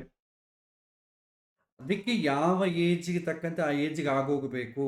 ಅದು ಆಗೋಯ್ತು ಅಂತಂದರೆ ಮತ್ತೆ ನಿರೀಕ್ಷಣೆ ಮಾಡೋದು ವ್ಯರ್ಥ. ಒಂದು ವೇಳೆ 37, 38 ವರ್ಷ ಆದರೂ ಕೂಡ ಮದುವೆ ಮಾಡಿಕೊಳ್ಳೋಂಗಿದ್ರೆ ಅವರಿಗೋಸ್ಕರ ಏನೋ ಒಂದು ಇದಿರಬೇಕು. ಅಪ್ಪ ಅಮ್ಮನಿಗೋಸ್ಕರ ನಾನು ನೋಡ್ಕೊಳ್ಳೋಕ್ಕೋಸ್ಕರ ಮದುವೆ ಮಾಡ್ತೇನೆ, ಈ ಕಾಲ ಯಾರಿದ್ದಾರೆ ಹೇಳಿ. ಅತ್ತಿ ಮಾವನ್ನ ಸಾಕ್ಷಾತ್ತು ಪಾರ್ವತಿ ಪರಮೇಶ್ವರ್ ಇದ್ದಂಗೆ ನೋಡಿಕೊಂಡು ಅವರ ಸೇವೆ ಮಾಡಿಕೊಂಬ ಹುಡುಗಿಯರು ಎಲ್ಲಿ ಸಿಗ್ತಾರೆ ನಮಗೆ?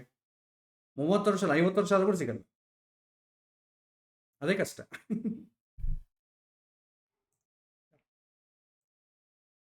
ಹೇಳಿ.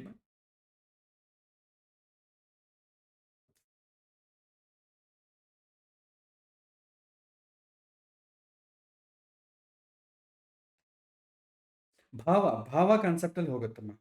ನೀವು ಭಾವ, ಹೌದು.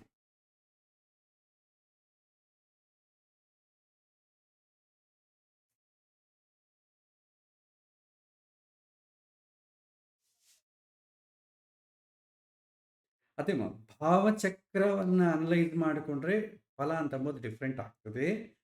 ಬಟ್ ನಾವು ಭಾವಚಕ್ರವನ್ನು ಎಲ್ಲಿ ಟಚ್ ಮಾಡಿಲ್ಲ. ಬಟ್ ಸೌತ್ ಇಂಡಿಯಾಲಿ ಇಲ್ಲ, ನಾರ್ತ್ ಇಂಡಿಯಾಲಿ ಭಾವ ಅಥವಾ ಚಾಲಿತ ಚಕ್ರವನ್ನು ಜಾಸ್ತಿ ಬಳಸ್ತಾರೆ. ಪರಾಶರ ಮಹರ್ಷಿಗಳು ಕೂಡ ಭಾವಚಕ್ರದ ಬಗ್ಗೆ ಜಾಸ್ತಿ ಟಚ್ ಮಾಡಿಲ್ಲ. ಸೊ ನಾವೇನು ಮಾಡ್ತೇವೆ, ರೆಟ್ರೋಗ್ರೇಡ್ ಆದರೂ ಕೂಡ ಆ ಗ್ರಹ ಎಲ್ಲಿದೆ ಅಂತ ತಗೊಂಡು ಅದನ್ನೇ ತಗೊಳ್ತೇವೆ, ಅದನ್ನೇ ಮುಂದುವರಿಸ್ತೇವೆ.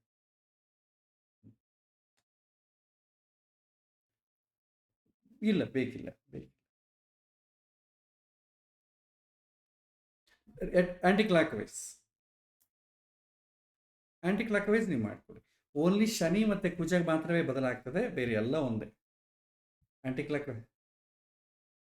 ಅಷ್ಟೇ. 7th ಹೌಸ್ ಕ್ಲಾಕ್ ವೈಸ್ ಆದರೂ ಒಂದೇ, ಆಂಟಿ ಕ್ಲಾಕ್ ವೈಸ್ ಆದರೂ ಒಂದೇ ತಾನೆ, ಬದಲಾಗಲ್ಲ.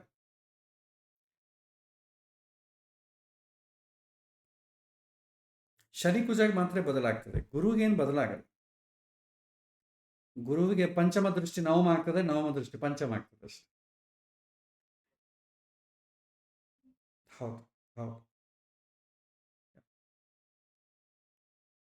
ನೀವು ಇದು ಹೇಳಿದ್ರಲ್ಲ ಸರ್, ಅದು ಲಾಂಗಿಟ್ಯೂಡ್ ಹಾಕೋಬೇಕಂತ ನಿಮ್ಮದ ಚಾರ್ಟ್ ಎಕ್ಸಾಂಪಲ್ ಅದು ಒಂದೊಂದು ಇದಕ್ಕೂ ಹಾಕೋ ಇದು ಆಪ್ಷನ್ ಇದೆಯಾ ಸರ್ ಅದರಲ್ಲಿ?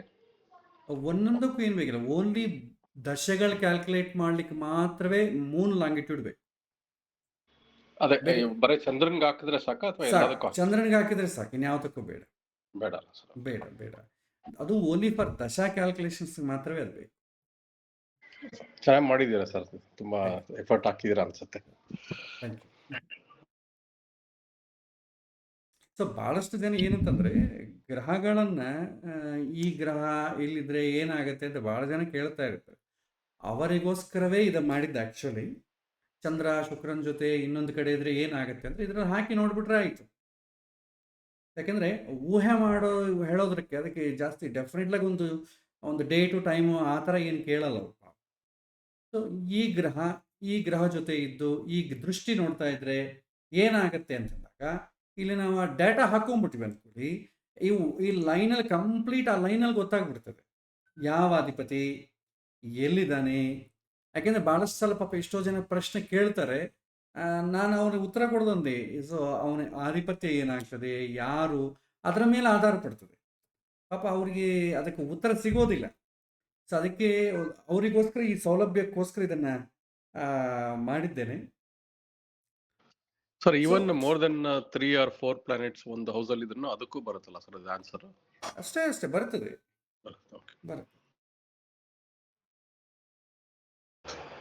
ಸರ್ ನಮಸ್ಕಾರ. ಹೇಳಿ. ಒಂದು ಪ್ರೋಗ್ರಾಮಿಂಗ್ ತುಂಬಾ ಚೆನ್ನಾಗಿ ಮಾಡಿದ್ದೀರಾ ಸರ್. Thank you. ತುಂಬಾ ಚೆನ್ನಾಗಿದೆ. ಇದನ್ನು ಕೂಡ ಸೇಮ್ ಫೈಲಿಗೆ ಹೋಗಿ ಮೇಕ್ ಎ ಕಾಪಿ ಅಂತ ಮಾಡ್ಕೊಳ್ಳಿ. ನಿಮ್ಮ ಗೂಗಲ್ ಡ್ರೈವ್ಗೆ ಡೌನ್ಲೋಡ್ ಆಗ್ತದೆ, ಅಲ್ಲಿ ನೀವು ಮಾಡಿಫೈ ಮಾಡಿ. ಅದೇ ಈಗ ಮಾಡ್ತಾ ಇದ್ದೀನಿ, ಬರ್ತಾ ಇಲ್ಲ, ಅದಕ್ಕೆ ನೋಡ್ತೇನೆ. ಬರ್ತಾ ಇಲ್ವಾ? ಇಲ್ಲ, ಬರ್ತಾ ಇಲ್ಲ. ಮೇಕೆ ಕಾಪಿ ಬರ್ತೆ ನೋಡಿ, ಫೈಲಿಗೆ ಹೋಗಿ ಮೇಕ್ ಎ ಕಾಪಿ ಅಂತ ಮಾಡಿ. ಅವ್ರು ಲಾಗಿನ್ ಆಗ್ಬೇಕು ಸರ್. ಲಾಗಿನ್ ಆಗಬೇಕು. ನೀವು ಗೂಗಲ್ ಅಕೌಂಟಿಗೆ ಲಾಗಿನ್ ಆಗಬೇಕು. ಲಾಗಿನ್ ಆಗ್ಬೇಕಾಗುತ್ತೆ. ಹೌದು, ನೀವು ಗೂಗಲ್ ಅಕೌಂಟಿಗೆ ಲಾಗಿನ್ ಆದ್ರೇ ಬರುತ್ತೆ. ಅದು ನಿಮ್ಮ ಅಕೌಂಟಲ್ಲಿ ಸೇವ್ ಆಗುತ್ತೆ. ಓಕೆ ಓಕೆ ಸರ್, ತುಂಬಾ ಚೆನ್ನಾಗಿದೆ ಸರ್. Thank you. ತುಂಬಾ ಇಂಪ್ರೆಸ್ ಆಯ್ತು ನಮಗೂ ಕೂಡ. ನಾವು ಮಾಡಬೇಕು ಹಿಂಗೆ ಅಂತೇಳಿ ಚೆನ್ನಾಗಿ ಅರ್ಥ ಆಯ್ತು. ಮಾಡಿ. ಪ್ರಯತ್ನ ಪಡಬೇಕು. ಆಚಾರ್ಯರೇ ನಮಸ್ತೆ. ನಮಸ್ಕಾರ. ನಮಸ್ಕಾರ ಸರ್. ಇಲ್ಲಿ ಲಗ್ನದಿಂದ ಅಷ್ಟಮದಲ್ಲಿ ಚಂದ್ರ ಇದೆ. ಹೌದಾ? ಹಾಗಾಗಿ ಚಂದ್ರ ಅಷ್ಟಮ ದೋಷ ಏನಾದ್ರು ಬರುತ್ತಾ? ಯಾವುದಕ್ಕೆ? ಈ ಜಾತಕ ಇವಾಗ ನಾವು ಪರಿಶೀಲನೆ ಮಾಡಿದ್ವಲ್ವಾ? ಅಲ್ಲ, ಯಾವ ವಿಷಯಕ್ಕೆ? ವಿವಾಹಕ್ಕ? ಯಾವುದಕ್ಕೆ? ವಿವಾಹಕ್ಕೆ. ನೋಡಿ, ವಿವಾಹಕ್ಕೆ ಇಲ್ಲಿದೆಲ್ಲ ಸಪ್ತಮ ದ್ವಾದಶಾಧಿಪತಿ ಆದಂಥ ಕುಜ ಏಕಾದಶ ಸ್ಥಾನದಲ್ಲಿದ್ದಾನೆ, ರಾಹು ಜೊತೆ ಇದ್ದಾನೆ, ಕೇತು ದೃಷ್ಟಿ ಇದೆ. ಇಲ್ಲೇನಾದ್ರೂ ಅಷ್ಟಮ ಚಂದ್ರ ದೃಷ್ಟಿ ಬಂದಿದೆಯಾ? ಇಲ್ಲ. ಅಷ್ಟಮದಲ್ಲಿ ಸ್ಥಿತ ಆಗಿದ್ದಾನಲ್ವಾ ಯಾರು? ಚಂದ್ರ. ಅಲ್ಲ, ಈಗ ಚಂದ್ರಕ್ಕೆ ಸಂಬಂಧ ಏನಿದೆ ವಿವಾಹಕ್ಕೂ ಚಂದ್ರಕ್ಕೂ? ಈಗ ನೀವು ನೋಡ್ಬೇಕಾದೇನಂತಂದ್ರೆ ಸಪ್ತಮಕ್ಕೆ ಸಂಬಂಧಪಟ್ಟದ್ದು ಮಾತ್ರ ನೋಡ್ಕೊ, ಅಥವಾ ಕಳತ್ರಕಾರಕ ಅಂದ್ರೆ ಶುಕ್ರಗೆ ಸಂಬಂಧಪಟ್ಟ ಮಾತ್ರ ನೋಡ್ಕೊ. ಕಳತ್ರಕಾರಕ ಅಂತಂದ್ರೆ ದಾಂಪತ್ಯ ಜೀವನ, ಕಾಮನೆ, ಅವೆಲ್ಲ ಬರುತ್ತೆ. ಸರಿ. ಚಂದ್ರಾಷ್ಟಮ ದೋಷ ಅಂತ ಏನು ಬರಲ್ಲ ಅಲ್ಲ? ಯಾವುದಕ್ಕೆ? ಅಲ್ಲ, ಚಂದ್ರಾಷ್ಟಮ ದೋಷ ಅಂತ ಏನು ಬರಲ್ಲ ಅಲ್ವಾ ಜನರಲ್ ಆಗಿ ತಗೊಳ್ಳುವಾಗ? ಚಂದ್ರಾಷ್ಟಮ ದೋಷ ಬರುತ್ತೆ, ಬಟ್ ಯಾವ ವಿಷಯಕ್ಕೆ ಅಂತ ಬೇಕು. ಈಗ ನೋಡಿ, ವಿವಾಹ ವಿಷಯಕ್ಕೆ ಏನು ಬರಲ್ಲ. ವಿವಾಹ ವಿಷಯಕ್ಕೆ ಈ ಲೈನ್ ನೋಡಿ, ನಿಮಗೆ ಅಷ್ಟಮ ಸಂಬಂಧ ಬಂದಿದೆಯಾ? ಚಂದ್ರ ಸಂಬಂಧ ಬಂದಿಲ್ವ ತಾನೆ? ಇಲ್ಲ, ಬಂದಿಲ್ಲದಾಗ ನೀವು ವಿವಾಹಕ್ಕೆ ಸಂಬಂಧ ಇಲ್ಲ, ಬೇರೆ ವಿಷಯಕ್ಕೆ ಸಂಬಂಧ ಇರುತ್ತೆ. ಸರ್, ಇವಾಗ ಇದರಲ್ಲಿ ಗುರುಬಲ ಅಂತ ನೋಡ್ಬೇಕಾಗುತ್ತೆ. ಅವಾಗ ಯಾವ ತರ ನೋಡೋದು ಸರ್ ಇದು? ಗುರುಬಲ ಜನರಲ್ ನೋಡ್ತೀವಲ್ಲ, ಚಂದ್ರನಿಂದ ಗುರು ಎಷ್ಟನೇ ಮನೆಗಿದ್ದಾನೆ ಅಂತ ನೋಡ್ತೇವೆ, ಅದೇ ಗುರುಬಲ. ಚಂದ್ರನಿಂದ ಗುರು ಎಲ್ಲಿದ್ದಾನೆ? 2, 5, 7, 9, 11 ಮನೆ ಗೋಚಾರದಲ್ಲಿದ್ರೆ ಗುರುಬಲ ಇದ್ದಂಗೆ. ಇವ್ರಿಗೆ ಇಲ್ವಲ್ಲ. ಜನ್ಮರಾಶಿಯಿಂದ 7ನೇ ಮನೆ ಗುರು ಬರಬೇಕು. ಗುರು ಯಾವಾಗ ಬರ್ತಾನೆ? ಮೇ ನಂತರ ಬರ್ತಾನೆ.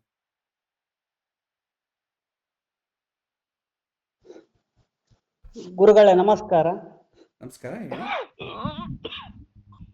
ಗುರುಗಳೇ, ಜನ್ಮ ವಾರದ ದಿನ ನಾಮಕರಣ ಕಾರ್ಯಕ್ರಮ ಮಾಡ್ಬೋದಾ? ಹೇಳಿ. ಗುರುಗಳೇ, ಜನ್ಮ ವಾರದ ದಿನ ನಾಮಕರಣ ಕಾರ್ಯಕ್ರಮ ಮಾಡ್ಬೋದಾ? ಮಾಡ್ಬೋದಲ್ಲ, ತಪ್ಪೇನಿಲ್ಲ. ಅದೇನು ತೊಂದರೆ ಇಲ್ಲ ಗುರುಗಳು. ನಕ್ಷತ್ರ ಜನ್ಮವಾರ ಚೆನ್ನಾಗಿರ್ಬೇಕಷ್ಟೇ. ಜನ್ಮವಾರದ ಮತ್ತೆ ಶನಿವಾರ ಮಂಗಳವಾರ ಮಾಡ್ಲಿಕ್ಕೆ ಬರಲ್ಲ. ಹಾ ಗುರುಗಳೇ. ಒಳ್ಳೆ ವಾರ ಬುಧವಾರ, ಗುರುವಾರ, ಶುಕ್ರವಾರ ಆಗಿದ್ರೆ ಮಾಡು. ಸರಿ ಗುರುಗಳೇ. ಇನ್ನೊಂದು ಪ್ರಶ್ನೆ ಗುರುಗಳೇ. ಕೇಶ ಖಂಡನೆ ಮಾಡಲ್ಲ ಅಷ್ಟೇ, ನಾಮಕರಣ ಮಾಡ್ತಾರೆ. ಕೂದಲು ತೆಗೆಸ. ಸರಿ ಗುರುಗಳೇ. ಗುರುಗಳೇ, ಇನ್ನೊಂದು ಪ್ರಶ್ನೆ ಗುರುಗಳೇ. ವರ್ಗೋತ್ತಮವಾದ ಗ್ರಹ ಬಲವಾಗಿದೆ ಅಂತ ತಗೋಬೇಕಾ, ಗುರುಗಳೇ ಶುಭ ಫಲ ಕೊಡುತ್ತಂತ ತಗೋಬೇಕ? ವರ್ಗೋತ್ತಮವಾದಂತ ಗ್ರಹ ಶುಭಗ್ರಹ ಆಗಿದ್ರೆ ಅಥವಾ ಆಧಿಪತ್ಯ ಶುಭಗ್ರಹ ಆಗಿದ್ರೇನೆ ಅದು ಒಳ್ಳೆ ಫಲ ಕೊಡ್ತದೆ. ಅದು ಪಾಪಗ್ರಹ ಇದ್ರೆ ಪಾಪಗ್ರಹವೂ ಬಲವೇ. ಅಂದ್ರೆ ಏನು, ಪಾಪಗ್ರಹ ಬಲವಾಗಿದ್ದಾಗ ಅದು ಏನ್ ಕೊಡ್ತದೆ ಅದ್ರ ಪ್ರಕಾರ ಸೂಚನೆ ಮಾಡ್ತದೆ. ಅದು ಶುಭ ಅಂತ ಹೇಳಿಕ್ ಬರಲ್ಲ. ಜಾತಕದಲ್ಲಿ ಆಧಿಪತ್ಯ ಏನಿದೆ ಅಥವಾ ಆ ಗ್ರಹ ಸಹಜ ಪಾಪಗ್ರಹವೋ ಶುಭಗ್ರಹವೋ ನೋಡಿ ಅದರ ಮೇಲೆ ಹೇಳ್ಬೇಕು. ವರ್ಗೋತ್ತಮ ಆದಷ್ಟು ಮಾತ್ರಕ್ಕೆ ಅದು ಒಳ್ಳೆ ಫಲ ಕೊಡುತ್ತೆ ಅಂತಲ್ಲ, ಬಲ ಅಂತ ಅಷ್ಟೆ. ಆ ಬಲ ಕೆಟ್ಟದ್ದು ಆಗ್ಬೋದು, ಒಳ್ಳೇದು ಆಗ್ಬೋದು. ಸರಿ ಗುರುಗಳೇ, ನಮೋ ನಮಃ. ನಮೋ ನಮಃ. ನಮಸ್ಕಾರ. ನಮಸ್ಕಾರ. ಹೇಳಿ. ಇದು ಕೇತು ಪಂಚಮದಲ್ಲಿ ಇರೋದ್ರಿಂದ ಸ್ವಲ್ಪ ಸ್ಪಿರಿಚುವಲ್ ಟೆಂಡೆನ್ಸೀಸ್ ಇರುತ್ತೆ, ಆದ್ರಿಂದ ಮದುವೆ ಬೇಡ ಅಂತ ಹೇಳ್ತಾ ಇದ್ರು, ಏನೋ ಹಾಗೆ ಇರ್ಬೋದಾ? ಆದ್ರೆ ಅಲ್ಲಿ ಕುಜನ್ ದೃಷ್ಟಿ ಇದೆ. ಸಪ್ತಮದಲ್ಲಿ ಶುಕ್ರ ಇದ್ದಾನಲ್ಲ, ಸಪ್ತಮದಲ್ಲಿ ಶುಕ್ರ ಇದ್ದಾಗ ಸ್ಪಿರಿಚುವಾಲಿಟಿ ಎಲ್ಲಿ ಬರುತ್ತೆ ಹೇಳಿ? ಬೈಕೆಗಳು ಸ್ಪಿರಿಚುವಲಿ ಇದ್ದವನಿಗೆ ಬೈಕೆಗಳು ಕಡಿಮೆ ಇರಬೇಕು. ಯಾಕೆಂದ್ರೆ ಪಂಚಮದಲ್ಲಿ ಕೇತು ಇದ್ರೆ ಒಳ್ಳೆ ಇಂಟೆಲಿಜೆಂಟ್ ಇರ್ತಾರೆ, ಒಳ್ಳೆ ಇನ್ನೋವೇಟಿವ್ ಇಂಟೆಲಿಜೆಂಟ್, ಅಂದ್ರೆ ಧಾರ್ಮಿಕವಾದಂತ ಥಾಟ್ಸ್ ಇರ್ತದೆ. ಅದೇ ಥಾಟ್ಸ್ ಧಾರ್ಮಿಕವಾದಂತ ಥಾಟ್ಸ್ ಇರೋರು, ಇವಾಗ ನಿತ್ಯಾನಂದ ಕೂಡ ಧಾರ್ಮಿಕವಾದ ಥಾಟ್ಸ್ ಇದೆ, ಹಾ ಇದೆಯಾ ಇಲ್ವೋ ಹ್ಮ್ ಅಷ್ಟೇ. ಹೌದು. ಕುಜ ರಾಹು ಜೊತೆ ಇದ್ದಾನೆ, ಸಪ್ತಮದಲ್ಲಿ ಶುಕ್ರ ಇದ್ದಾನೆ. ಶುಕ್ರ ಇದ್ದಾನೆ. ಸಪ್ತಮದಲ್ಲಿ ಶುಕ್ರ ಇದ್ರೆ ಏನಾಗ್ತದೆ, ಅತಿಕಾಮಿ ಅಂತಾರೆ. ಹೌದು ಕಾರಕವೋ ಭಾವನಾಶಯ ಅಂತ ಇನ್ನೊಂದು ಕಾನ್ಸೆಪ್ಟ್ ಇದಲ್ವ. ಹಾ ಅದೇ. ಸಪ್ತಮ ಚೆನ್ನಾಗಿದ್ದಿದ್ರೆ ನೀವ್ ಹೇಳ್ದಂಗೆ ವಿವಾಹ ವಿಚಾರಕ್ಕೆ ಬೇಡ. ಶನಿ ಒಬ್ಬನೇ ಇದ್ದು ಸಪ್ತಮದಲ್ಲಿ ಶುಕ್ರ ಇಲ್ಲದೆ ನವಮದಲ್ಲಿದ್ದು ರಾಹು ದಶಮದಲ್ಲಿ ಅಥವಾ ದ್ವಾದಶದಲ್ಲಿ ಇದ್ದಿದ್ರೆ ಆವಾಗ ಹೇಳ್ಬೋದು.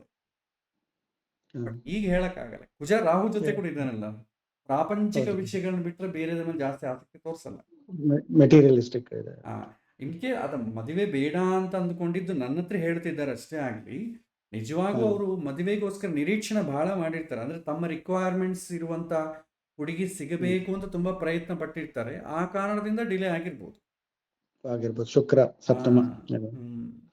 ಮತ್ತೆ ಇನ್ನೊಂದು ಜನರಲ್ ಪ್ರಶ್ನೆ, ಈಗ ಶನಿ ನವಮ ಸ್ಥಾನದಲ್ಲಿ ಇದ್ರೆ ಯಾವುದೇ ದೃಷ್ಟಿ ಇಲ್ಲದೆ ಇದ್ರೆ ಆಗ ಒಂದು ಸನ್ಯಾಸಿ ಅಥವಾ ಆತರ ಬರುತ್ತೆ, ಅಸೆಟಿಕ್ ಆಗ್ತಾರೆ ಅಂತ ಹೇಳ್ತಾರೆ, ಅದು ಸರಿ ನಿಜಾನ?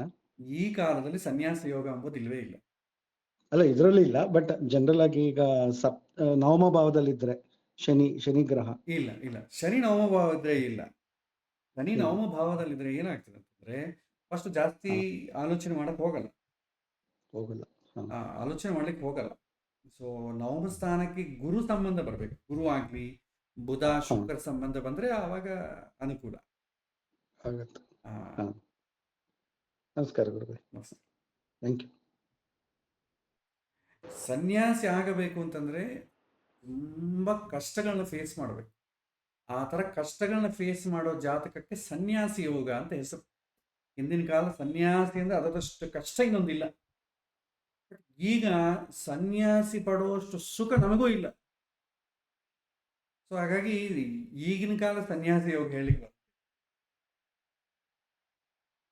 ಸತ್ಯವಾದ ಮಾತು ಸರ್.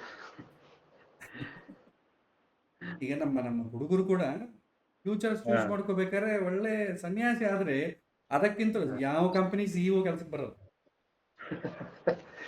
ಒಳ್ಳೆ ಒಳ್ಳೆ ಅದು ಒಳ್ಳೆ ಇದು ಫೀಲ್ಡ್ ಅದು.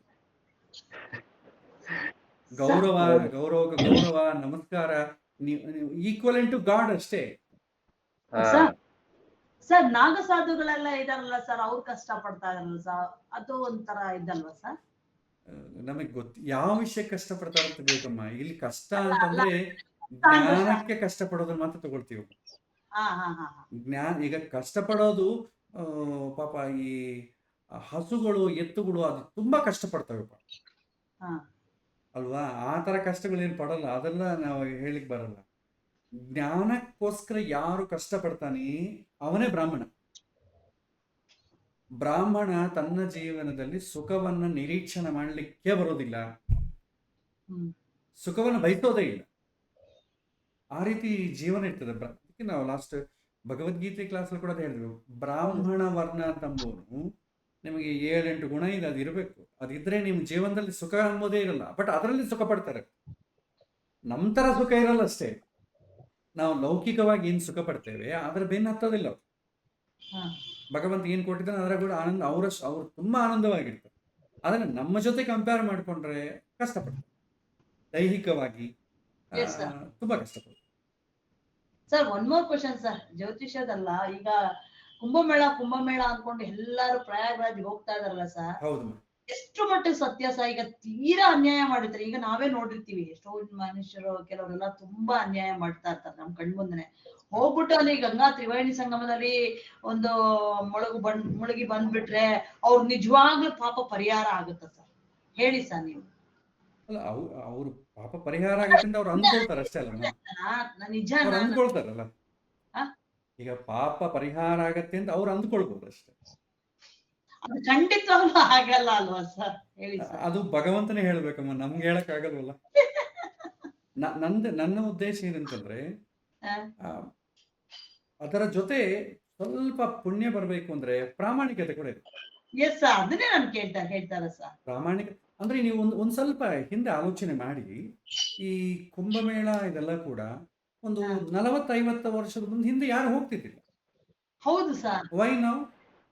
ಯಾಕೆಂದ್ರೆ ಆಗಿನ ಕಾಲದಲ್ಲಿ ಕಾಶಿ ಯಾರು ಹೋಗ್ತಿದ್ರಂದ್ರೆ ಅವಾಗ ಟ್ರಾನ್ಸ್ಪೋರ್ಟೇಶನ್ ಫಸ್ಟ್ ಇರ್ತಿದ್ದಿಲ್ಲ. ಅಥವಾ ಟ್ರಾನ್ಸ್ಪೋರ್ಟೇಶನ್ ಇದ್ದಾಗ ಕಾಶಿಗೆ ಹೋದ್ರಿಂದ ಮತ್ತೆ ರಿಟರ್ನ್ ಬರೋಕ್ಕೆ ಗ್ಯಾರಂಟಿನೇ ಇಲ್ಲ. ಅಂದ್ರೆ ಜೀವನ ಇನ್ನು ಸಾಕಾಗಿ ಇನ್ನು ನನಗೆ ಏನೂ ಬೇಕಾಗಿಲ್ಲ ಅಂತ ವಾನಪ್ರಸ್ಥ ಅಂತ ಒಂದು ಅನ್ಕೊಂತ ನೋಡಿ, ಕಾಶಿಗೆ ಹೊರಟೋಗ್ತಾನೆ. ಅವನ ಡೆಸ್ಟಿನೇಷನ್ ಏನೋ ದೇವರ ಹತ್ರ ಹೋಗೋದು. ಆ ಕಾಶಿಗೆ ಹೋಗೋ ಹಾದಿಯಲ್ಲಿ ಅವನು ಹೋಗಿ ಅದು ಮುಟ್ಟಿ ಮತ್ತೆ ಬರ್ತಾನಂತ ಗ್ಯಾರಂಟಿ ಇಲ್ಲ. ಯಾಕಂದ್ರೆ ನಡ್ಕೊಂಡು ಹೋಗ್ಬೇಕಲ್ಲ, 700-800 ಕಿಲೋಮೀಟರ್ಸ್ ನಡ್ಕೊಂಡು ಹೋಗೋದು ಅಂದ್ರೆ ಏನು, ಮತ್ತೆ ಬರ್ಲಿಕ್ಕೆ ಆಗ್ತದೆ. ಹಾ. ಸೊ ಆಗಿನ ಕಾಲ ಯಾರು ಹೋಗ್ತಿದ್ದಿಲ್ಲ. ಇನ್ನೊಂದು, ಗೃಹಸ್ಥರಾದ್ರೆ ಅಸಲು ಹೋಗ್ತಿದ್ದಿಲ್ಲ ಆಗಿನ ಕಾಲ. ಯಾಕೆಂತಂದ್ರೆ ಹೆಂಡತಿ ಮಕ್ಕಳು ಕರ್ಕೊಂಡು ಹೋಗ್ಬೇಕು. ಈಗ ನಮಗೆ ಫ್ಲೈಟ್ ಇದೆ, ಹಂಗೆ ಹೋಗಿ ಹಿಂಗೆ ಬಂದ್ಬಿಡ್ತೇವೆ. ಹಿಂದೆ ಎಲ್ಲಿದೆ? ಹಿಂದೆ ನೀವು ಗಾಡಿ ಮೇಲೆ ಹೋಗ್ಬೇಕು, ಬಂಡಿ ಕಟ್ಕೊಂಡು ಹೋಗ್ಬೇಕು, ಅಥವಾ ಕುದುರೆ ಮೇಲೆ ಹೋಗ್ಬೇಕು. ಒಬ್ಬ ಹೆಂಗಸನ ಅಷ್ಟು ದೂರ ಕರ್ಕೊಂಡು ಹೋಗ್ಲಿಕ್ಕೆ ಆಗ್ತದೆ? ಸೇಫ್ಟಿ ಇಲ್ಲಾರ್ದೆ ದಾರಿ ದರೋಡೆ ಈಗಂದು ಕಳ್ಳರ್ ಕಡಿಮೆ, ಆವಾಗ ಕಳ್ಳರ್ ಜಾಸ್ತಿ, ವಿಷ ಸರ್ಪಗಳಿರ್ತದೆ, ಕ್ರೂರ ಮೃಗಗಳಿರ್ತದೆ. ಒಬ್ಬನಾರ ಏನೋ ಹೋಗ್ಬೋದು, ಸತ್ರು ಪರವಾಗಿಲ್ಲ ಅಂತೇಳಿ ಹೆಂಡತಿ ಮಕ್ಕಳನ್ನ ಕರ್ಕೊಂಡು ಹೆಂಗ್ ಹೋಗ್ತಿದ್ರು? ಸೊ ಅವ್ರನ್ನ ಬಿಟ್ಟು ಇವನೆಲ್ಲಿ ಹೋಗಂಗಿಲ್ಲ. ಸೊ ಗೃಹಸ್ಥರು ಹೋಗ್ತಿದ್ದಿಲ್ಲ. ವಿದ್ಯಾರ್ಥಿಗಳಂತೂ ಅವರಿಗೆ ಅವಕಾಶವೇ ಇಲ್ಲ. ಸನ್ಯಾಸಿಗಳು ಅವರು ತ್ರಿಲೋಕದ ಎಲ್ಲ ಇಡೀ ದೇಶವನ್ನು ಸಂಚಾರ ಮಾಡ್ತಿದ್ರು, ಅದಕ್ಕೆ ಅವ್ರು ಹೋಗ್ತಿದ್ರು. ಇನ್ನು ಜೀವನ ಇನ್ನು ಸಾಕು ಅಂತ ವಾನಪ್ರಸ್ಥಕ್ಕೆ ಎಂಟರ್ ಆಗೋರು ಹೋಗ್ತಿದ್ರು. ಗೃಹಸ್ಥರು ಬ್ರಹ್ಮಚಾರಿಗಳು ಹೋಗ್ತಾ ಇರ್ಲಿಲ್ಲ. ಇವತ್ತು ಕೂಡ ನಾವು ಯಾಕೆ ಹೋಗ್ತಾ ಇದ್ದೀವಿ ಅಂತಂದ್ರೆ ಫೆಸಿಲಿಟೀಸ್ ಇರೋದ್ರಿಂದ. ಅದೇ ಕುಂಭಮೇಳಾಗ ನಡ್ಕೊಂಡು ಹೋದ್ರೆ ಶ್ರೇಷ್ಠ ಅಂತ ನೀವು ಹೇಳಿ ಎಷ್ಟು ಜನ ಹೋಗ್ತಾರೆ ನೋಡೋಣ? ಯಾರು ಹೋಗಲ್ಲ. ಸೊ ಅಟ್ಲೀಸ್ಟ್ ಹೋದ್ರೆ ಪುಣ್ಯ ಬರುತ್ತೆ ಅಂತ ಇರ್ಲಿ, ಸುಮ್ನೆ ಪಾಪ ಅವ್ರ ಇದಕ್ಕೆ ನಾವು ಯಾಕೆ ಕೆದಕಬೇಕು? ಹೋಗೋರು ಬಹಳ ಜನ ಇರ್ತಾರ, ಹೋಗೋರು ನಾವ್ ಯಾಕೆ ಇದು ಮಾಡುದು? ನಂದೇನಂತಂದ್ರೆ ಹೋದ್ರೂ ಪರವಾಗಿಲ್ಲ. ನನ್ನ ಪರ್ಸನಲ್, ಫುಲ್ ಇದ್ರಾಗ ಕೇಳ್ತಾರ, ನನ್ನ ಅನಿಸಿಕೆ ನಿಮ್ಮ ಹತ್ರ ಹೇಳ್ತಾ ಇದೀನಿ ಅಷ್ಟೇ. ಯಾ ಕರೆಕ್ಟ್ ಅಮ್ಮ, ನಾನೀಗ ಪಬ್ಲಿಕ್ ಚಾನಲ್ ಹೇಳ್ತಾ ಇದ್ದೀನಲ್ಲ, ಲಿಮಿಟೇಷನ್ಸ್ ಇದೆ. ಒಂದೇನಂತಂದ್ರೆ ಅದರ ಜೊತೆ ಸ್ವಲ್ಪ ಪ್ರಾಮಾಣಿಕತೆ, ಇನ್ನೊಬ್ಬರಿಗೆ ಸಹಾಯ ಮಾಡೋ ನೇಚರ್ ಇದ್ರೆ ಕುಂಭಮೇಳ ಹೋದ್ರೆ ಅಮಿತವಾದಂತ ಫಲ ಬರುತ್ತೆ. ಹೋಗದಿದ್ರು ಮನೆಗಿದ್ರು ಫಲ ಬರುತ್ತೆ. ಗುರುಗಾರು, ಕ್ರೈಟೀರಿಯಾ ಈಸ್ ಪ್ರಾಮಾಣಿಕತೆ. గురుగారు నమస్తే. ఒక్క నిమిషం అండి, ఇందులో ఇంకొకటి యాడ్ చేస్తానండి. ఎక్కడో చదివాను ఏంటంటే, ఇంతకు ముందు మనలాగా ఇప్పుడు ఈ వాట్సాప్, ఇంటర్నెట్ ఇవన్నీ ఉండేవి కాదు కదండి. Yeah. సో వివిధ ప్రాంతాల నుంచి వాళ్ళు ఒక చోట చేరుకొని నాలెడ్జ్ ఎక్స్చేంజ్ కోసం అనేసి ఇలా పెట్టుకున్నారనే ఒక చదివానండి.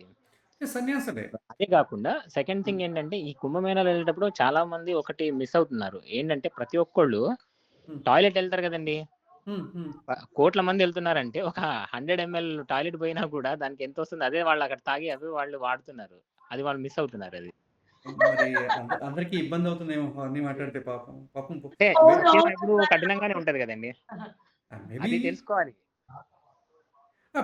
సమస్యలు ఉన్నాయండి, సమస్యలు. ఎందుకంటే అంతమంది ప్రోగ్ అయినప్పుడు వాటర్ డైల్యూట్ అవ్వచ్చు, పొల్యూషన్, వేరు వేరు కారణాలు ఉంటాయి, హెల్త్ ఇష్యూస్, ఇవన్నీ చాలా ఉంటాయి.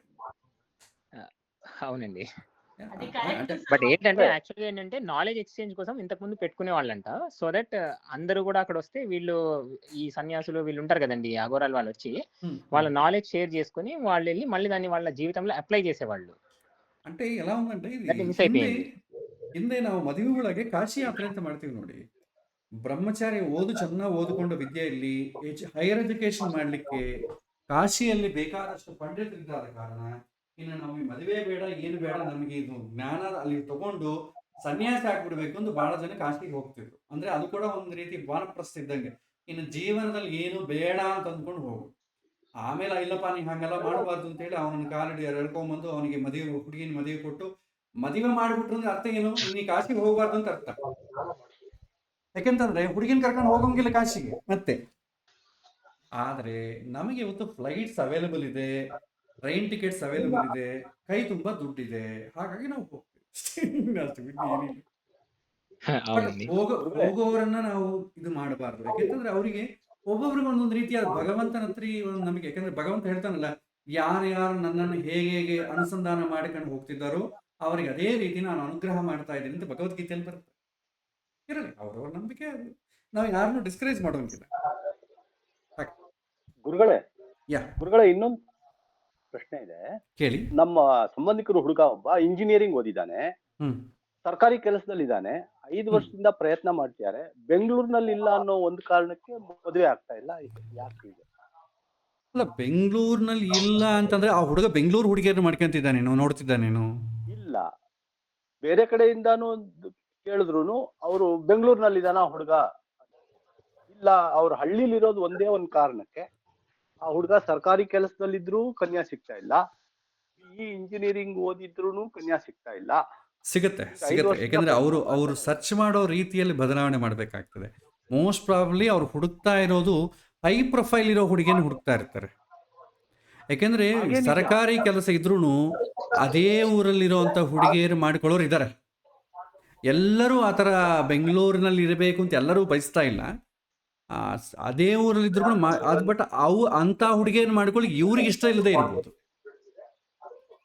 ಯಾಕಂದ್ರೆ ಇವ್ರಿಗೂ ಒಂದು ರಿಕ್ವೈರ್ಮೆಂಟ್ಸ್ ಇರ್ತಲ್ಲ ಮ್ಯಾರೇಜ್ಗೆ. ಅವ್ರು ಯಾವ ಹುಡುಗಿ ಆದ್ರೂ ಸರಿ ಮಾಡ್ಕೋತೀನಿ ಅಂತಾನೆ, ಆದ್ರೆ ಕನ್ಯಾ ಕೊಡೋರು ಹುಡುಗ ಬೆಂಗಳೂರಿನಲ್ಲಿ ಇದಾನ ಅಂತ ಕೇಳ್ತಾರೆ. ಅದೇ ಮೊದಲನೇ ಪ್ರಶ್ನೆ ಅದೇನೆ. ಇಲ್ಲ ಅವರು ಯಾವುದೋ ಒಂದು ಘಟನೆ ನಡೆದಿರ್ಬೋದು, ಅದೇ ಘಟನೆನೇ ಅವ್ರು ಹೇಳ್ತಾ ಇದ್ದಾರೆ. ಬಟ್ ಆ ಥರ ಇರಲ್ಲ, ರಿಯಾಲಿಟಿಗೆ ಆ ಥರ ಇರಲ್ಲ. ಬೇರೆ ಬೇರೆ ಕಾರಣಗಳಿರ್ತದೆ. ಹೇಳ್ತೀನಲ್ಲ, ಫಸ್ಟ್ ರಿಕ್ವೈರ್ಮೆಂಟ್ಸ್ ಜಾಸ್ತಿ ಇರುತ್ತೆ. ಈಗ ಅವ್ರು ಕಂಡೆನ್ಸ್ ಮಾಡ್ಕೊಂಡಿರ್ಬೋದು. ಇಟ್ಸ್ ಎಲ್ಲರ ಸಮಸ್ಯೆಗಳು ಒಂದೇ ರೀತಿ ಇರಲ್ಲ. ಎಲ್ಲ ಹುಡುಗಿಯರು ಆ ರೀತಿ ಹೇಳ್ತಿದ್ದಾರೆ ಅಂತಂದ್ರೆ ಮೇ ಬಿ ಆತನ ಕ್ವಶನೇ ರಾಂಗ್ ನಂಗೆ ಅನ್ಸುತ್ತೆ. ಎಲ್ಲರೂ ಆ ರೀತಿ ಕೇಳಲ್ವಲ್ಲ. ಯಾಕಂದ್ರೆ ಅವನು ಸಂಪರ್ಕ ಮಾಡಿದ ಸುಮಾರಷ್ಟು ಜಾತಕಗಳಿಗೆಲ್ಲಾನು ಅವ್ರು ಹುಡುಗಿ ಕಡೆಯಿಂದ ಬರೋ ರಿಪ್ಲೈ ಏನಂದ್ರೆ, ಆ ಹುಡುಗ ಬೆಂಗಳೂರಿನಲ್ಲಿ ಇದಾನ, ಟ್ರಾನ್ಸ್ಫರ್ ಮಾಡ್ಕೊಳಕ್ ಆಗತ್ತಾ, ಅಷ್ಟೇ ಅವ್ರು ಕೇಳೋದು. ಇಲ್ಲ, ಈ ರಿಕ್ವೈರ್ಮೆಂಟ್ಸ್ ವಿಚಾರಕ್ಕೆ ಬಂದಾಗ ಕೇವಲ ಹುಡುಗಿಯರದೇ ರಿಕ್ವೈರ್ಮೆಂಟ್ ಇದೆ ಅಂತಂಬೋದು ಅವ್ರನ್ನ ಒಬ್ಬರನ್ನೇ ಟಾರ್ಗೆಟ್ ಮಾಡೋದು ಕರೆಕ್ಟ್ ಅಲ್ಲ. ಹುಡುಗರದು ಇದೆ. ಹುಡುಗರದು ಯಾವಾಗ ರಿಕ್ವೈರ್ಮೆಂಟ್ ಕಡಿಮೆ ಆಗ್ತದೆ ಅಂದರೆ ಏಜ್ ಆದಮೇಲೆ ಕಡಿಮೆ ಆಗ್ತಾ ಇದೆ. 34, 30, 32, 33 ಈ ಥರ ಬಂತು ಅಂದ್ಕೊಳ್ಳಿ, ಆವಾಗ ರಿಕ್ವೈರ್ಮೆಂಟ್ಸ್ ಕಡಿಮೆ ಆಗ್ತಾ ಇದೆ. ಇವತ್ತು ಅಷ್ಟಕ್ಕೆ ಮುಂಚೆ ಅವ್ರದ್ದು ರಿಕ್ವೈರ್ಮೆಂಟ್ಸ್ ಇದೆ. ಇಬ್ಬರದು ರಿಕ್ವೈರ್ಮೆಂಟ್ಸ್ ಇದ್ದಾಗ ಕ್ಲಾಶ್ ಆಗ್ತದೆ. ಕ್ಲಾಶ್ ಆದಾಗ ಆಗೋದಿಲ್ಲ.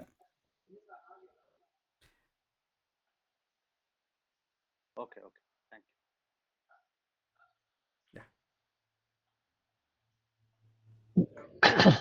ಗುರುಗಳೇ, ಯಾ ಹೇಳಿ. ಗುರುಗಳೇ ನಮಸ್ಕಾರ. ನಮಸ್ಕಾರ. ಈಗ 7th ಇದರಲ್ಲಿ ಭಾವದಲ್ಲಿ ಶನಿ ಇದಾರ ಗುರುಗಳೇ, ಶುಕ್ರನ ಜೊತೆಯಲ್ಲಿ. ಹೌದು, ಇದರಿಂದ ಡಿಲೇ ಆಗೋಕ್ಕೆ ಏನು ಕಾರಣ ಇಲ್ವಾ ಅದು ಗುರುಗಳೇ? ಅದೇ ಅದು ಕೂಡ ಒಂದು ಕಾರಣ ಹೇಳಿದ್ನಲ್ಲ.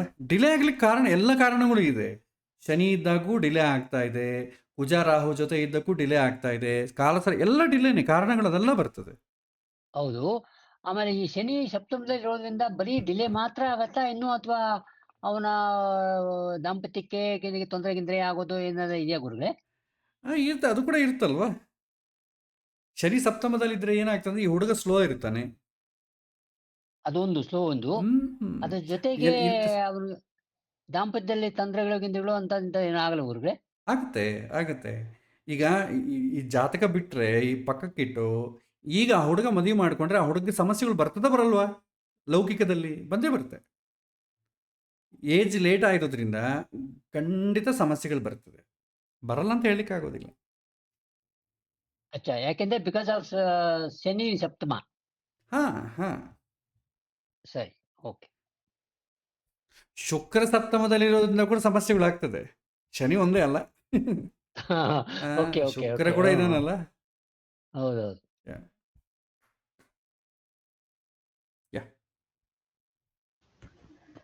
ಸರ್, ಅಯನಾಂಶದ ಬಗ್ಗೆ ನೀವು ಏನಾದ್ರು ಎಕ್ಸ್ಪ್ಲೈನ್ ಮಾಡ್ಬೋದಾ? ಅಯನಾಂಶ ಇದು ಕ್ಯಾಲ್ಕುಲೇಷನ್ ಪಾರ್ಟ್ ಆಗುತ್ತಲ್ಲಮ್ಮ. ಇಲ್ಲಿ ಪಾಪ ಇಲ್ಲಿ ಹೇಳಿದ್ರೆ ಯಾರಿಗೂ ಅರ್ಥ ಆಗಲ್ಲ. ಅದೇ ನೀವು ದಟ್ಸ್ ಅಯನಾಂಶ ಅಂತಂದ್ರೆ ನಾವು ನಿರಾಯಣ ಚಕ್ರ ಯೂಸ್ ಮಾಡ್ತೀವಿ. ಆದ ಕಾರಣ ಟ್ರಾಪಿಕಲ್ ಡೇಟಾ ಅಲ್ಲಿ ಅದನ್ನು ತೆಗೆದು ಬಿಡ್ತೇವೆ. ಬಟ್ ಅದಕ್ಕೆ ಕ್ಯಾಲ್ಕುಲೇಷನ್ ರಿಲೇಟೆಡು ಒಬ್ಬೊಬ್ಬರು ಒಂದೊಂದು ಅಯನಾಂಶ ತಗೊಳ್ತಾರೆ. ಬಟ್ ಮೆಜಾರಿಟಿ ಪೀಪಲ್ ತಗೊಳ್ಳೋದು ಒಂದು ಲಹರಿ ಅಯನಾಂಶ ತಗೊಳ್ತಾರೆ, ಇಲ್ಲದ್ರೆ ಚಿತ್ರಪಕ್ಷ ಅಯನಾಂಶ ತಗೊಳ್ತಾರೆ. ಅವ್ರವ್ರಿಗೆ ಒಬ್ಬೊಬ್ರಿಗೆ ನಮಗೆ ಕರೆಕ್ಟ್ ಬರುತ್ತೆ ಅಂತ ಅವ್ರು ಹೇಳ್ತಾರೆ. ಅವರವ್ರ ಜಾತಕ ನೋಡಿ ಅವ್ರವ್ರ ಎಕ್ಸ್ಪೀರಿಯನ್ಸ್ ಅಷ್ಟೇ ಮಾಡಿ. ನಾವು ಯಾವ ಜಾತಕ ನಾವು ನೋಡ್ತಾ ಇದ್ದೆ ನಮಗೆ ಕರೆಕ್ಟ್ ಬಂತು ಅಂತಂದ್ರೆ ನಮಗೆ ಆ ಅಯನಾಂಶ ಕರೆಕ್ಟ್ ಆಗಿದೆ ಅಂತ ಅರ್ಥ ಅಷ್ಟೇ. Okay sir.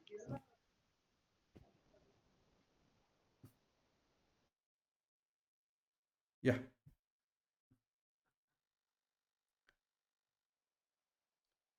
ಬೇರೆ ಪ್ರಶ್ನೆ ಏನಾದರೂ ಉಂಟಾ? ಹೇಳಿ.